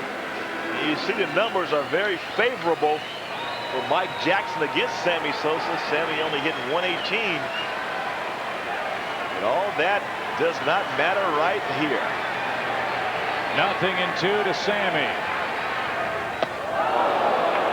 Ron Valone getting busy in the Astro bullpen with Fred McGriff waiting on deck. Cubs do have Michael Tucker and Roosevelt Brown from the left side. They also have Bill Miller, who is scratched from the starting lineup. And the fans outside Wrigley Field hoping to catch a slice of history today. The 1-2. Just got a piece. And Sammy lives to swing again here. No man in the history of Major League Baseball has hit 60 home runs in 3 separate seasons. Just a phenomenal feat. Sammy on the verge of that. He's sitting on 59. Come on, Sammy. The 1-2 pops away. A base hit could tie the game now. That changes the at-bat dramatically. First base opens up. Count 2-2 to Sosa. Well, Mike Jackson trying to throw that real good slider here. And he just holds on to it a little bit too long. And it gets past Brad Osmus. That's the pitcher trying to make that perfect pitch. He doesn't want to hang the breaking ball, and that is his bread and butter. Doesn't want to give it to him. Sammy inside. Trying to stay away.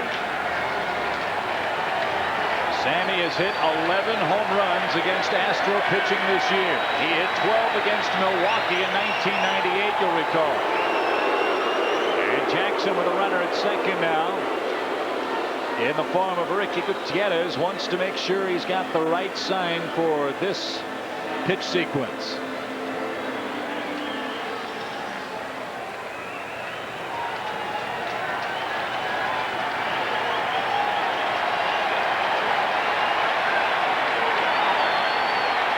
The 2-2. Outside, it's full, 3-2. If you were wondering, the Major League single-year mark for homers against one team is 14. Lou Gehrig hit 14 home runs against the Cleveland Indians in 1936. The National League mark is 13. The Cubs' Hank Sauer did that against the Pirates in 1954. And Joe Adcock of the Braves did that to Brooklyn in 56. Payoff pitch. Swing and a fly ball left center field. Playable for Parker. There's the catch. Tagging from third is Stairs. He will score to make it a one-run game. 6-5. Sosa drives in, number 149. Well, Sammy didn't get the results he wanted, but at least he got the job done with the sacrifice fly. 2 strikes, and Mike Jackson very tough on Sammy.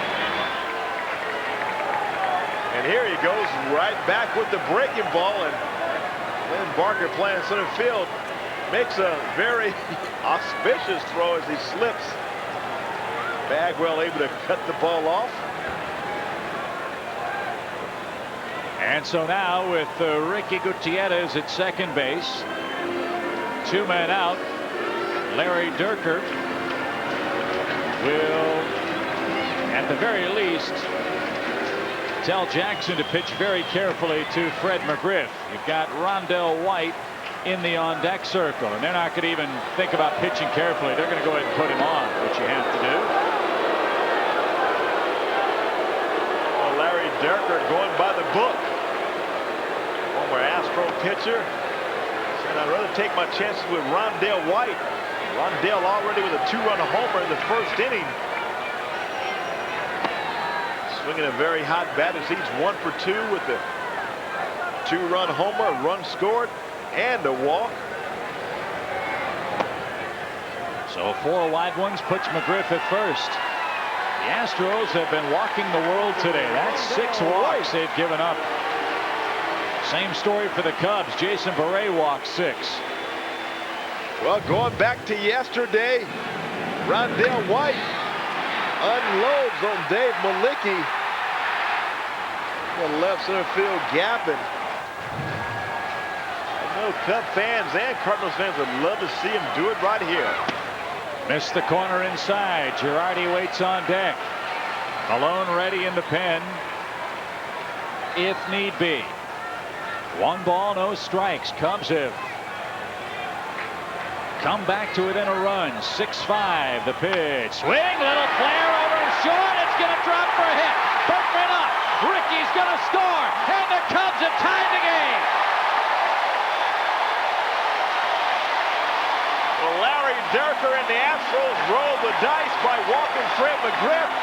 And Rondell White makes him pay as he loops the ball into left field.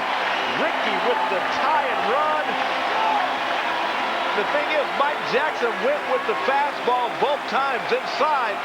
Rondell strong enough to fight it off.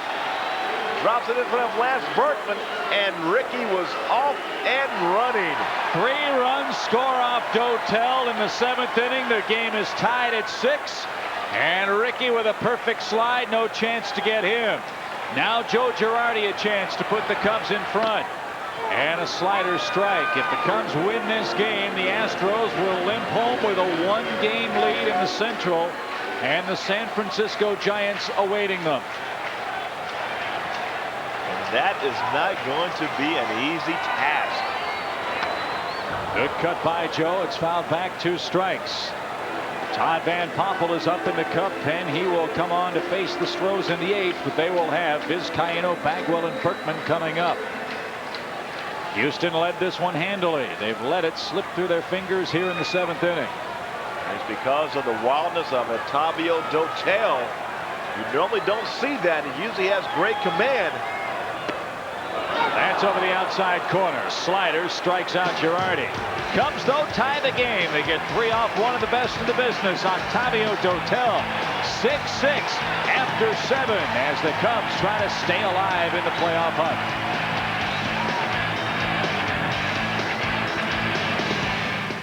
$15 million people in America have type 2 diabetes, and my own grandmother lost her battle. If you have type 2 diabetes, it's more important than ever to watch what you eat and exercise regularly. And if that's not enough, ask your doctor about adding Avandia to your daily routine. Avandia is different from some diabetes medications. It helps your body use the natural insulin it's already making to help lower your blood sugar. With the addition of Avandia, a lot of people have been able to lower their blood sugar. Avandia in combination with insulin may increase the risk of serious heart problems. Because of this, talk to your doctor before using Avandia and insulin together. Avandia may cause fluid retention or swelling, which could lead to or worsen heart failure. Avandia is not for everyone. If you have severe heart failure or active liver disease, Avandia is not recommended. Some people may experience weight gain with Avandia. Premenopausal women may be at increased risk of pregnancy. To check for serious liver problems, blood tests should be conducted before and during Avandia therapy. Diet, exercise, and ask your doctor about adding Avandia. You can be stronger than diabetes.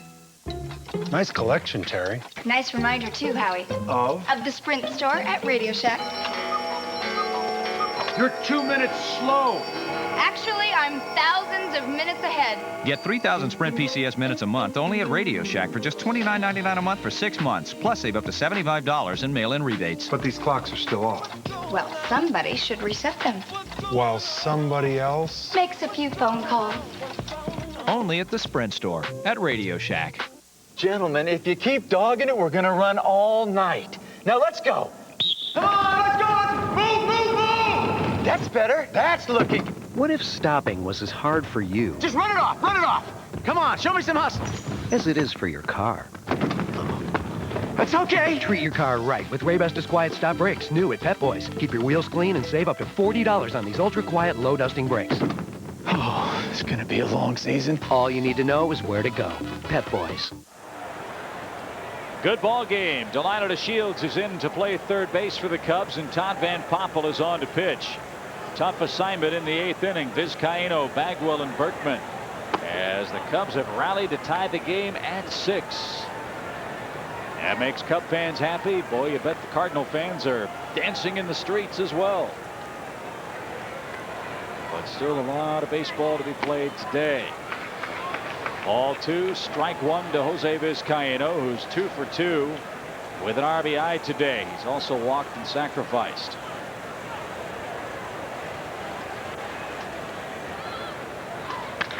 Rocket shot into right field. Sosa plays it safely and wisely. Vizcaíno, a big turn. Will stop at first, throw back, but he's back standing up. Leadoff single in the 8th inning.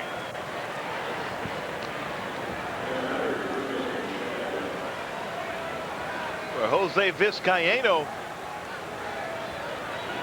his 3rd hit of the afternoon.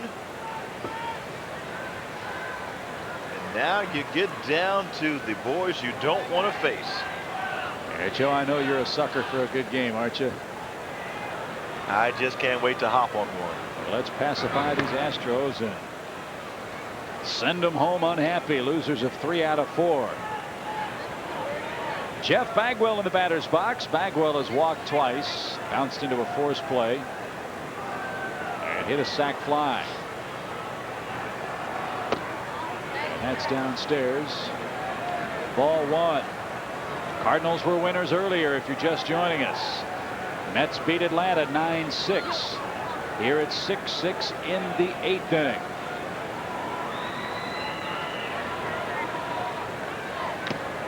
Late swing, 1 ball, 1 strike. American League Finals. Boston beat Detroit 8-5. Toronto over Tampa Bay 6-5. Cleveland wins the Central, beating Minnesota 9-1. And the White Sox subdued Kansas City 5-2.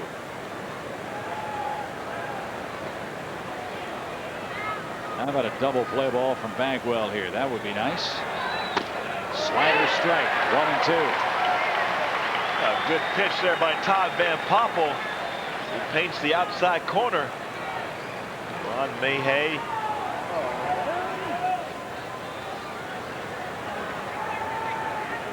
Bagwell is the good man for 2. He's hitting 19 double plays this year. That missed inside. And evens up the count. Hey, and Chasen warming up in the Cub bullpen. Right now you're looking for a 2-2 ground ball double play. Or a strikeout. Bagwell goes down swinging, 1 away. Lance Berkman to hit. Let's pause for station identification. This is WGN Superstation.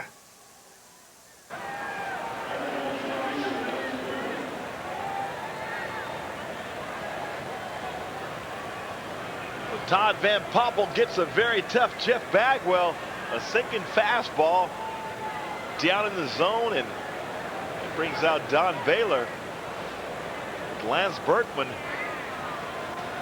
scheduled to hit. Well, Berkman bringing Mayhay to flip him around. Yeah, He's exactly. a lot less dangerous from the right side than he is from the left. Not surprising with the preponderance of right-handed pitchers in the Central Division. And look at Todd Van Poppel. He's doing his best Perry Mason impersonation. He's trying to find a way to stay in the game. No such luck. But I'll tell you what, Todd's had a terrific year for the Cubs. Vizcaíno greets him with a single. Van Poppel strikes out Bagwell. And now it will be Mayhay to face Berkman, who will hit right-handed for the first time today. Back with this confrontation when we return momentarily.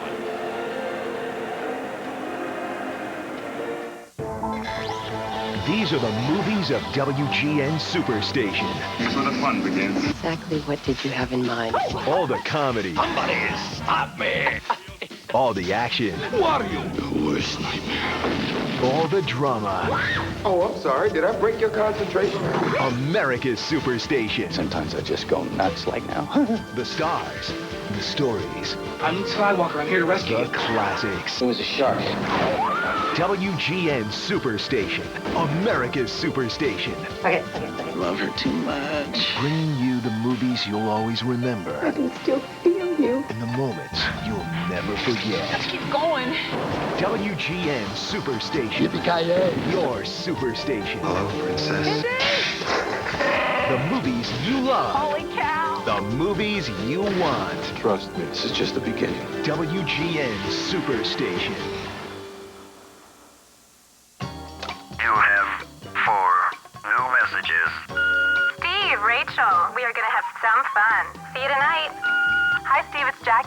calling to confirm tonight. Do you know what we're doing? I have no idea what to wear.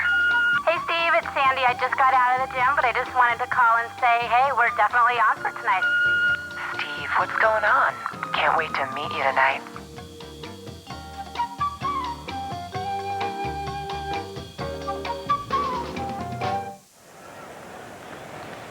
Fine year for Todd Van Poppel of the Cubs, a .264 earned run average. He has 86 strikeouts in 72 innings this year, part of that record-setting Cub bullpen, which owns the single season mark for most staff strikeouts in one campaign. Cubs have struck out 1,287 men.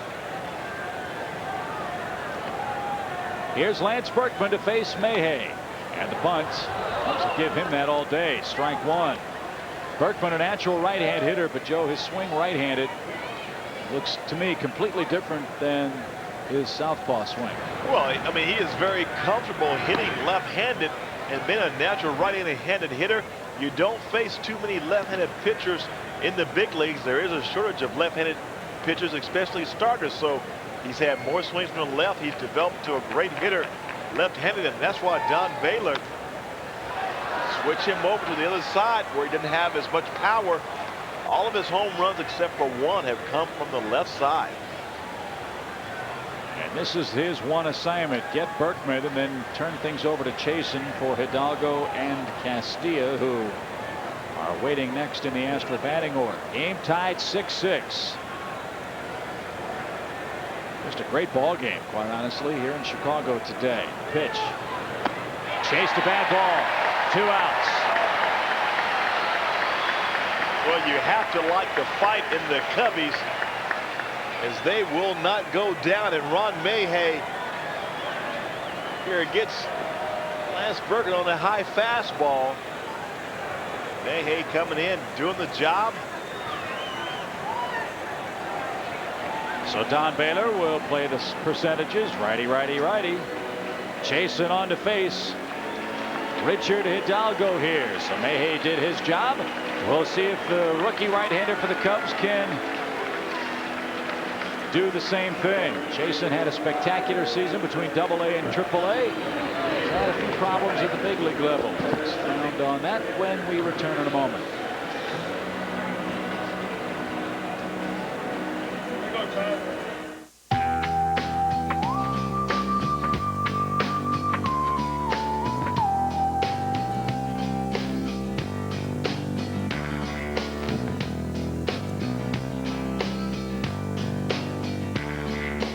This is for the people that I call my friends. We're just getting started when the long day ends. This bud's for you. And you and you and you. This bud's for you. Gentlemen, if you keep dogging it, we're gonna run all night. Now let's go. Come on, let's go. Let's move, move, move. That's better. That's looking. What if stopping was as hard for you Just run it off. Run it off. Come on, show me some hustle. as it is for your car? It's okay. Treat your car right with Ray-Bestis Quiet Stop Brakes, new at Pep Boys. Keep your wheels clean and save up to $40 on these ultra-quiet, low-dusting brakes. Oh, it's gonna be a long season. All you need to know is where to go. Pep Boys. Now joining us after a Pro Football Sunday, you've missed a Super Bowl game. Cubs got 3 in the first inning. Rondell White hit a 2-run homer. Astros came back with 1 in the 3rd, 2 in the 4th, 1 in the 6th, 2 in the 7th to take a big lead.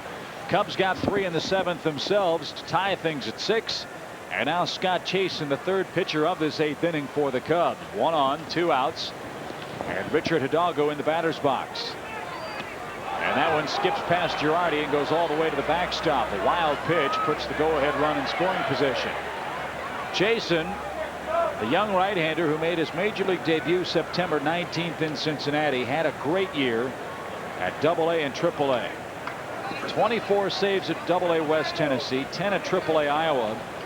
So 34 saves and a 184 earned run average in 63 appearances. The Cubs obviously are very high on this young man in the bullpen. And he's had some mixed reviews of his first taste of Major League Baseball. Problem for Chasen has been Too many balls in the hitting zone in 4 innings, 5 hits and 2 home runs. Well, that last pitch to Richard Hidalgo was definitely not in the hitting zone where you want it, way inside, and Hidalgo rips it over the Cub bullpen. Took a little off, and Hidalgo pops it straight back for strike 2. Looking ahead to the Cubs' 8th, Corey Patterson, Delino to Shields, and then we'll see. That's the 7, 8, 9 spot in Don Baylor's lineup card in the 8th. But Houston has the go-ahead run. Jose Vizcaino at second base with 2 men out.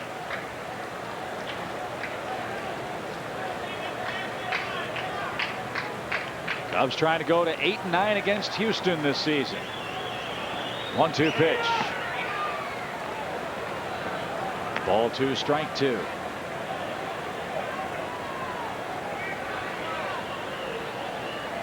Cubs bullpen much improved over last season's. Bullpen with 20 relief wins, a 3.94 earned run average. The 2-2. That hit him. Hidalgo tried to hop out of the way, but no such luck. Chasen hits him. And now you've got to face the always dangerous Vinny Castilla.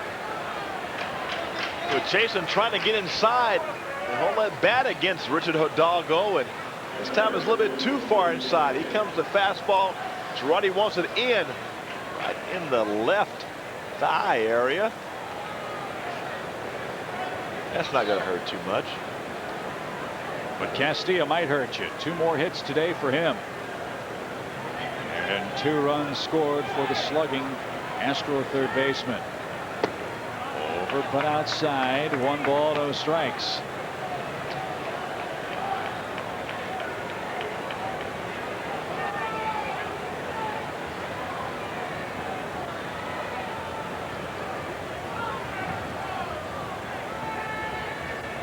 Chop toward third. Shields gives ground, flips to second in time, and Houston is done in the 8th inning. So Van Poppel, Mayhay, and Chasen do the job in the 8th. Lower third due for the Cubs. 6-6 your score.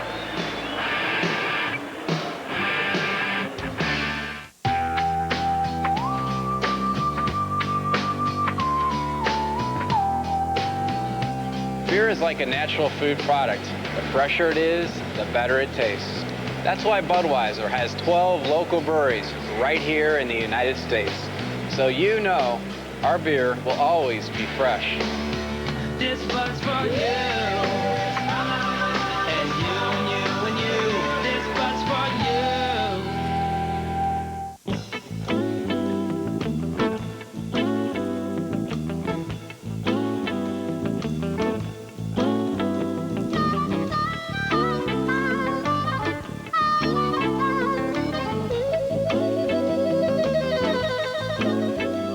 You know what's great about knowing who you are and where you want to go in life? You make getting there an adventure too. Acura certified pre-owned vehicles. You know where you're going.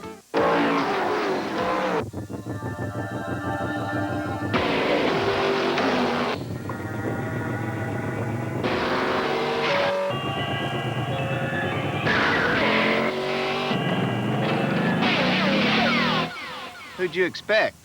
Bob Dole? Follow Mark Martin and the Viagra racing team this season. Get to your doctor for a checkup and find out if a free sample of Viagra is right for you. And for more information right now, race over to Viagra.com.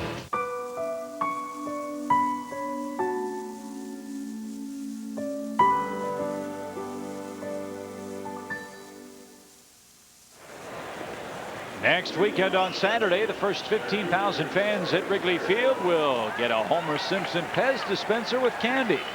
Catch all the action. The Cubs will face the Pittsburgh Pirates. It's a 3:05 start. Homer Simpson Pez dispenser day. It's all brought to you by AT&T Wireless. There are good tickets available. You can get them by phone at 1-800-THE-CUBS, at the Wrigley Field box office, on the internet, or at any Chicagoland Sears or Sears Hardware. Corey Patterson to face Ron Vallone in the Cubs 8th. 6-6 is our score. Whoa, up and in, almost hit him. He showed bunt And nearly got hit. Strike one, as I think that ball ticked the bat. Well, if this was not a pennant race, you'd think maybe a little retaliation from Hidalgo getting hit. Patterson asking, hey, why is that a strike? I guess in the umpire's judgment, he offered, and now they've changed it. They say it's ball one. Okay. Yeah, a serious argument. Yeah, went on the scoreboard a strike, but it was ball one. And now ball two outside. This was one of the question marks for Corey. How would he fare against left-handed pitching? Hasn't seen a whole lot of it. A few times that he has, Joey's done a respectable job up there against left-handed pitching. Well, the one thing he has done, he has talked with Fred McGriff. And that's what you do as a youngster. You find guys, both of those guys being left-handed, say, you know, and pick his brain a little bit, see how he faces left-handed, because McGriff hits left-handers very well. And the key to hitting a left-handed pitcher is keeping that front shoulder in.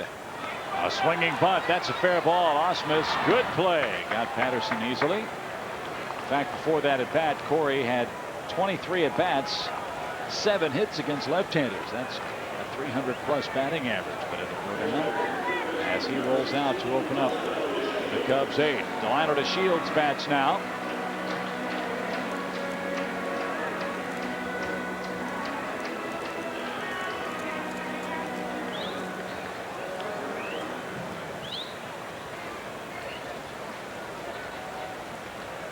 Right here, Corey hitting the ball off the plate, and Brad Osmus jumps out there because the ball out in fair territory. So an easy play for the Houston catcher, and now another left-handed bat facing Falone here. Delino to Shields. Walked in the 7th inning and scored the first run of 3 against Octavio Dotel. That's why we're tied 6-6. Ball too high. San Diego beating the Giants 4-2 in the 4th now. You got Ricky going for 3,000 hits, looking to take over the lead and run scored for the career for Ty Cobb, and then Barry shooting for number 70. So a lot of marks could fall today at Pac-Bell Park.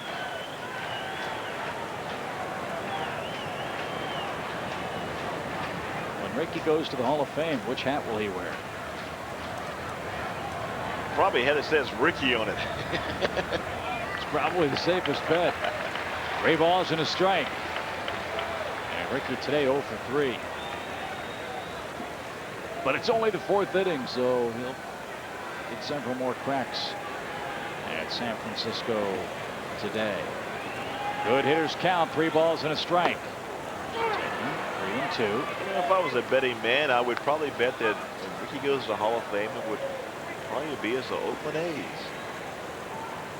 Hometown boy. Good bet. It could be the Yankees. Toronto, the Padres. Shields stays alive, 3-2. Colorado blanks Milwaukee 10-0 today. They got 8 runs in the 3rd inning at Coors Field. If they get shut out in Coors Field, that's tough to do. Not too many people can do that. Didn't miss by much, but the go-ahead run is on in the 8th inning. DeShields walks for the 2nd time. He's got great speed, and now Bill Miller will come on to bat for Scott Chasen. Miller was in the starting lineup, but has some left knee soreness. Could not answer the bell in his starting assignment, but he can pinch hit, obviously. So let's see what he has in mind. The Astro bullpen is busy. Chasen 1/3 of an inning.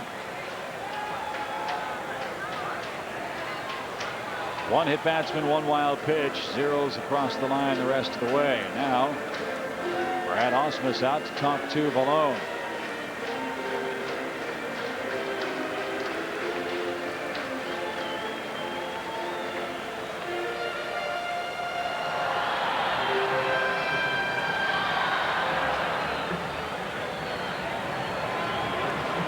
And now another meeting on the mound. Larry Dierker is on his way out. And while the Astros and Cubs have the battle of wits, let's step aside and tell you what's coming up later on WGN. A Navy pilot has a crisis of conscience over his involvement in the Vietnam War. Danny Glover, Flight of the Intruder. Friday at 8 Eastern on WGN Superstation.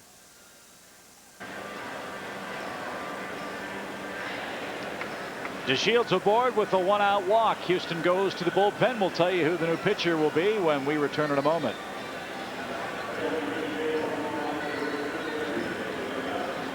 $15 million people in America have type 2 diabetes, and my own grandmother lost her battle. If you have type 2 diabetes, it's more important than ever to watch what you eat and exercise regularly. And if that's not enough, ask your doctor about adding Avandia to your daily routine. Avandia is different from some diabetes medications. It helps your body use the natural insulin it's already making to help lower your blood sugar. With the addition of Avandia, a lot of people have been able to lower their blood sugar. Avandia in combination with insulin may increase the risk of serious heart problems. Because of this, talk to your doctor before using Avandia and insulin together. Avandia may cause fluid retention or swelling, which could lead to or worsen heart failure. Avandia is not for everyone. If you have severe heart failure or active liver disease, Avandia is not recommended. Some people may experience weight gain with Avandia. Premenopausal women may be at increased risk of pregnancy. To check for serious liver problems, blood tests should be conducted before and during Avandia therapy. Diet, exercise, and ask your doctor about adding Avandia. You can be stronger than diabetes. Nice collection, Terry. Nice reminder, too, Howie. Of the Sprint store at Radio Shack. You're 2 minutes slow. Actually, I'm thousands of minutes ahead. Get 3,000 Sprint PCS minutes a month only at Radio Shack for just $29.99 a month for 6 months. Plus, save up to $75 in mail-in rebates. But these clocks are still off. Well, somebody should reset them. While somebody else Makes a few phone calls. Only at the Sprint store at Radio Shack. 6-6.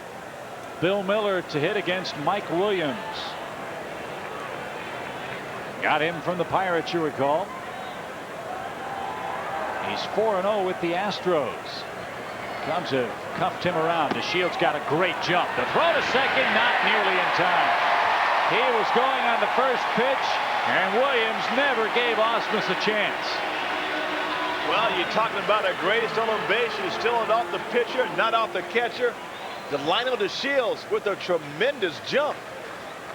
And this play for Brad Ausmus wasn't even close. And that's why Bill Miller is such a good hitter in that number 2 spot in the batting order. When he was healthy and Eric Young was hitting first, Miller had that instinctive knowledge of when to take a pitch and when to fight a pitch off. And that's something the Cubs will be looking forward to seeing in 2002. It's him healthy and in the lineup every day in that number 2 hole. A hit could put the Cubs in front. 6-6 the score. And ball 2 from Williams to Bill Miller. And Chip, if you think back to when Bill Miller went down, the Cubs running game was basically shut down after that. So you need a guy in that 2 hole with the ability to hit with 2 strikes, not afraid to take a few pitches. For the sake of a base runner still in second or third.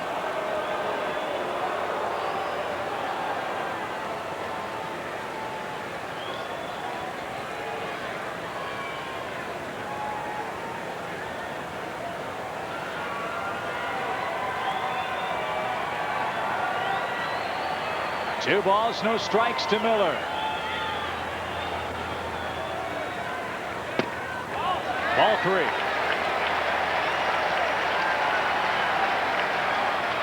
Eric Young waits on deck.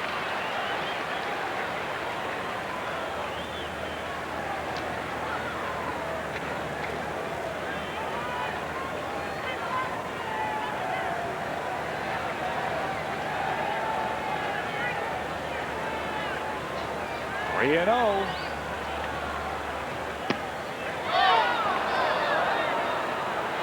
That grazed the outside corner.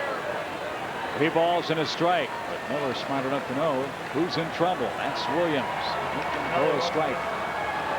Right here, Williams knows he has to come in with the strike, and Miller be looking out in left center field, see if he can find the hole out there.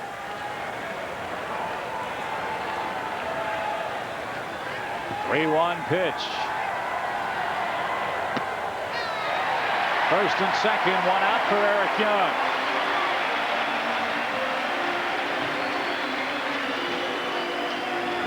Cubs have handed Williams 2 losses this year, and they've hit him at a .623 earned run average this year, combining his numbers with the Pirates and Astros.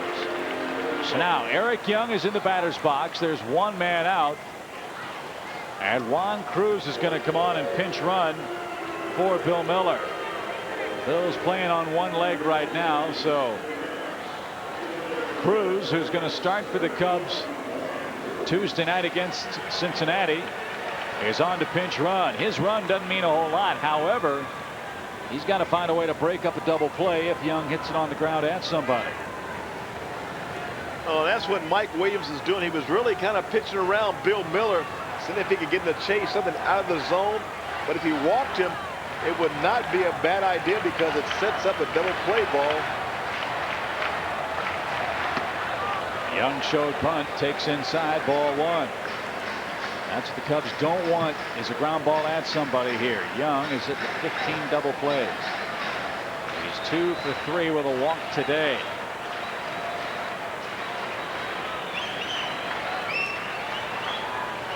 A hit could mean a go-ahead run. 1 ball, no strikes.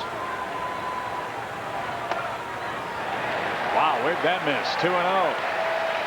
Well, it may have been a little bit high, says home plate umpire Jerry Meats. Waiting in the wings. Ricky Gutierrez now 2-0. Ewing gets a good pitch here. He's going to let it go.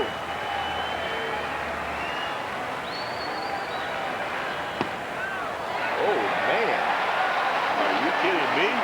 I'm out. 3-0. Well, I thought the last 2 were pretty good pitches. A 2-0 breaking ball right here. Brad Osmus. I want to see the managers yelling now. 3 balls, no strikes. Bases are loaded for Gutierrez, the former Astro, who said his goal in this series is to make Jerry Hunsaker regret letting him get away. Well, here's a golden opportunity to back it up. 3 straight Astro walks in this 8th inning has loaded him up, and a golden chance for the Cubs to score the go-ahead run. Well, the Astros give the Cubs their 8th walk of the afternoon. And a lot of jackets coming off as Billy Wagner and Nelson Cruz quickly begin to warm up, and it turned out to be a pretty quick ball game. Has turned to snail's pace here in the last few innings. Well, the pitching coach is going to have to get a new nickname after today's pitching performance. Bert Hooton is anything but happy with the way his penmen have worked today. Dotel gave up 3 runs in a third of an inning. Mike Jackson struggled. Ron Vallone walked one of 2 men he faced. Now Williams comes in, and he's walked 2 straight men. And Bert Hooton, you know, is giving Jerry Meals an earful out on that mound. He thought 2 of those pitches that Williams threw to Young were strikes, and I think the pitching coach does have a point. They look pretty good from our vantage point and on the replay too. Well, they called one ball a little bit up, next ball a little bit down, and I'd have swung at both of them. So here's Gutierrez. Ricky today, he struck out, sacrificed. He's hit into a double play, walked and scored. 1 out, a fly ball. You figure would score to Shields. Inside corner strike. No place to put Gutierrez. And look who's waiting to hit next for the Cubs.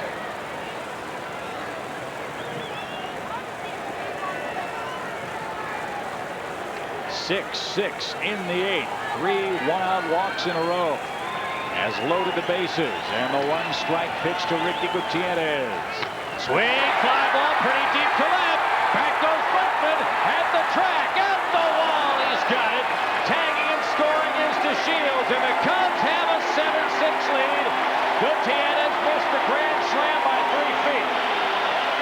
Well, Ricky wanted Jerry Hunsaker to pay mightily, and he almost did that. But the sacrifice fly gets the job done. And with runners on first and second, now they have to pitch to Sammy. And Williams here at the breaking ball. And it's not a very good pitch when you got the bases loaded to get a ground ball. He throws a breaking ball. That was the easy ball to hit up in the air. And Ricky just missed it. Here's Sosa. He's got 1 RBI. Strike at the knees. The go-ahead run charge to Ron Valone. Stay under control. You can't see right now. Sosa has absolutely owned Mike Williams. Eye-popping numbers. Cubs already have the lead. Sosa sitting on 59. No balls and a strike. Chop toward third. Vinny Castilla gives ground and throws to second to force Eric Young. That does it for the Cubs in the 8th inning, but the go-ahead run comes home. 3 walks and a sac fly makes it 7-6 Cubs as we go to the 9th inning at Wrigley Field.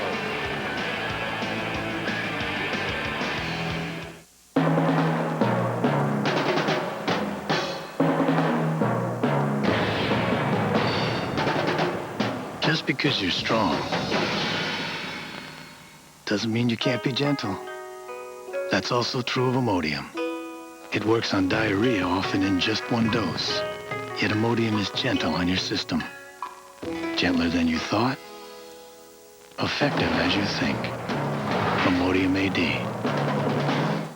15 million people in America have type 2 diabetes, and my own grandmother lost her battle. If you have type 2 diabetes, it's more important than ever to watch what you eat and exercise regularly. And if that's not enough, ask your doctor about adding Avandia to your daily routine. Avandia is different from some diabetes medications. It helps your body use the natural insulin it's already making to help lower your blood sugar. With the addition of Avandia, a lot of people have been able to lower their blood sugar. Avandia in combination with insulin may increase the risk of serious heart problems. Because of this, talk to your doctor before using Avandia and insulin together. Avandia may cause fluid retention or swelling, which could lead to or worsen heart failure. Avandia is not for everyone. If you have severe heart failure or active liver disease, Avandia is not recommended. Some people may experience weight gain with Avandia. Premenopausal women may be at increased risk of pregnancy.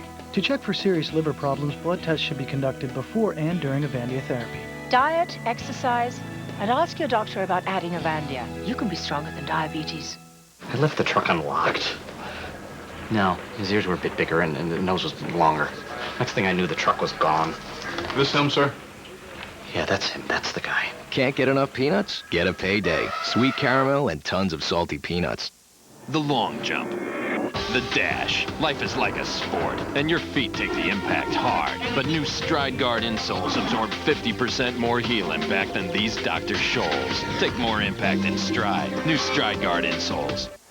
Well, on a bright sunny day, you always want to have your glasses on the bill of the cap, and Michael Tucker takes over in left field for the Cubs. And on to try to close it out is right-hander Kyle Farnsworth. Farnsworth with 3 straight solid innings of scoreless, hitless relief for the Cubs. And he will go through Lugo, Ausmus, and then we'll see for Houston. Astros trail it by a run. If the Cubs hang on and win, Houston heads home with a 1-game lead in the Central Division, for the Cardinals have already won their ball game. So Julio Lugo goes to work first.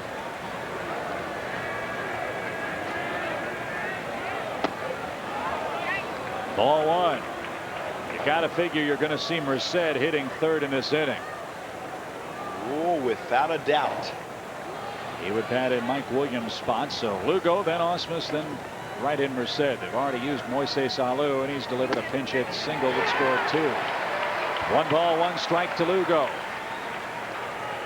This is where Don Baylor would love to see Kyle Farnsworth show some of that maturity he has developed this year, and that closes mentality. All 2 outside. Don't want to issue a leadoff walk. This has been a walk-filled contest. Astros have walked 9 Cubs today. Jason Beret walked 6. The Cubs bullpen hasn't walked anybody. Might have swung at ball 3. Instead, it's 2 balls, 2 strikes. The Astros go home with a date ahead with the San Francisco Giants and Barry Bonds. They'll play 3 games in San Francisco. Then they close the season in St. Louis. The Cubs will be home for the Reds and Pirates. 2-2. Did he offer? No, he didn't. Ball 3, 3-2.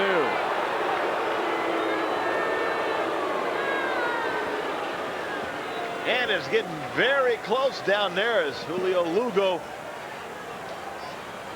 sees able to hold up. That's where it throws the off-speed pitch. 3-2. High fly ball lazily hit shallow center. Patterson comes in. Plenty of room. 1 man down in the 9th.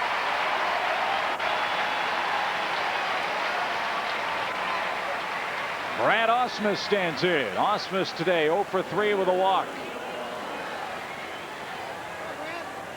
Barry Bonds just walked in the San Francisco 5th. He's 0 for 1 with a pair of free passes. In their game against San Diego, you know, Pac Bell Park is booing like crazy. They want to see him break the record at home.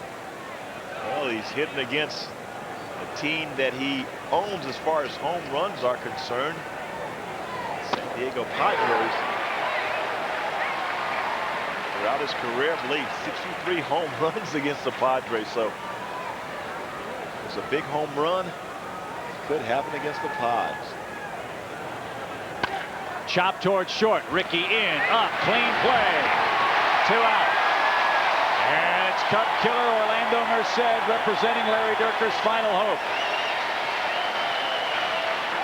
Well, Merced came out earlier and went back in as Moises Alou pinch hit with the 2-run single. And now you save Merced for this right here, and after winning the first game of this series, the Astros are 1 out away from a 1-game lead and going home losers of 3 of their last 4.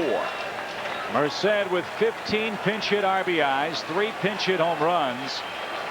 One of those pinch hit home runs against the Cubs. He has 7 pinch hit RBIs against Chicago. And he's their final hope. He's all that stands between Houston and a 2-game lead or a 1-game lead in the Central Division with 6 to play.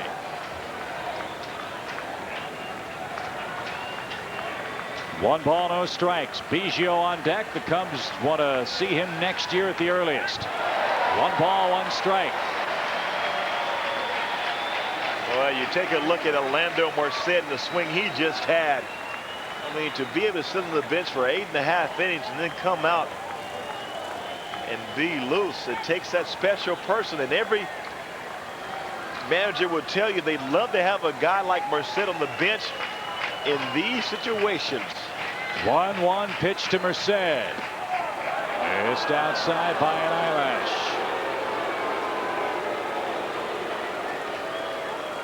Scott Chasen and Ron Valone, the pitchers of record. Chasen could pick up his first major league win. Farnsworth looking for his 2nd major league save. The pitch way outside, ball 3. Another bad one, and you have to face Biggio in the 9th. Don't want to do that.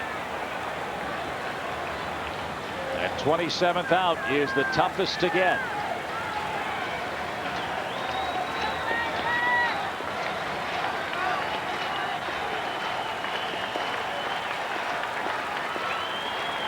(3-1). Trying to check it. They're now Houston down to their final strike today.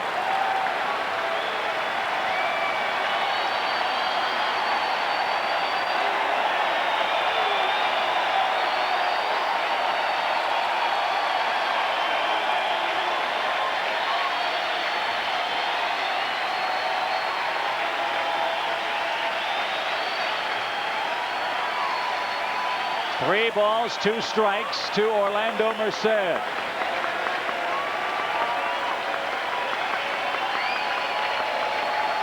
Bases empty for Houston in the ninth. The pitch. Breaking ball, got it. Strike three called, and the Cubs win it. 7-6 the final score. Chasing the winner, below the loser. Farnsworth picks up his first save of the year, second in his career. The Cubs take 3 of 4 from the Astros, and Houston limps home with a one-game lead in the National League Central. Their pitching is a big problem for them right now. A look at our Bud play of the game. First inning magic again for the Cubs for the second straight ball game. Rondell White hits a first inning home run. He also in the 7th inning drives a single off Mike Jackson to score Ricky Gutierrez. That tied the game, a game the Cubs win with a run in the 8th inning. 7-6 our final score. Hope you enjoyed it. For Joe Carter and our entire crew, Chip Carey inviting you to stay tuned. The 10th inning show is coming up next.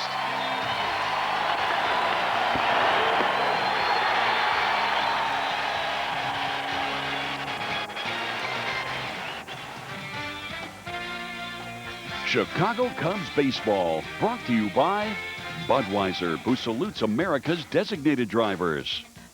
Dodge, you can take life as it comes, or you can grab life by the horn.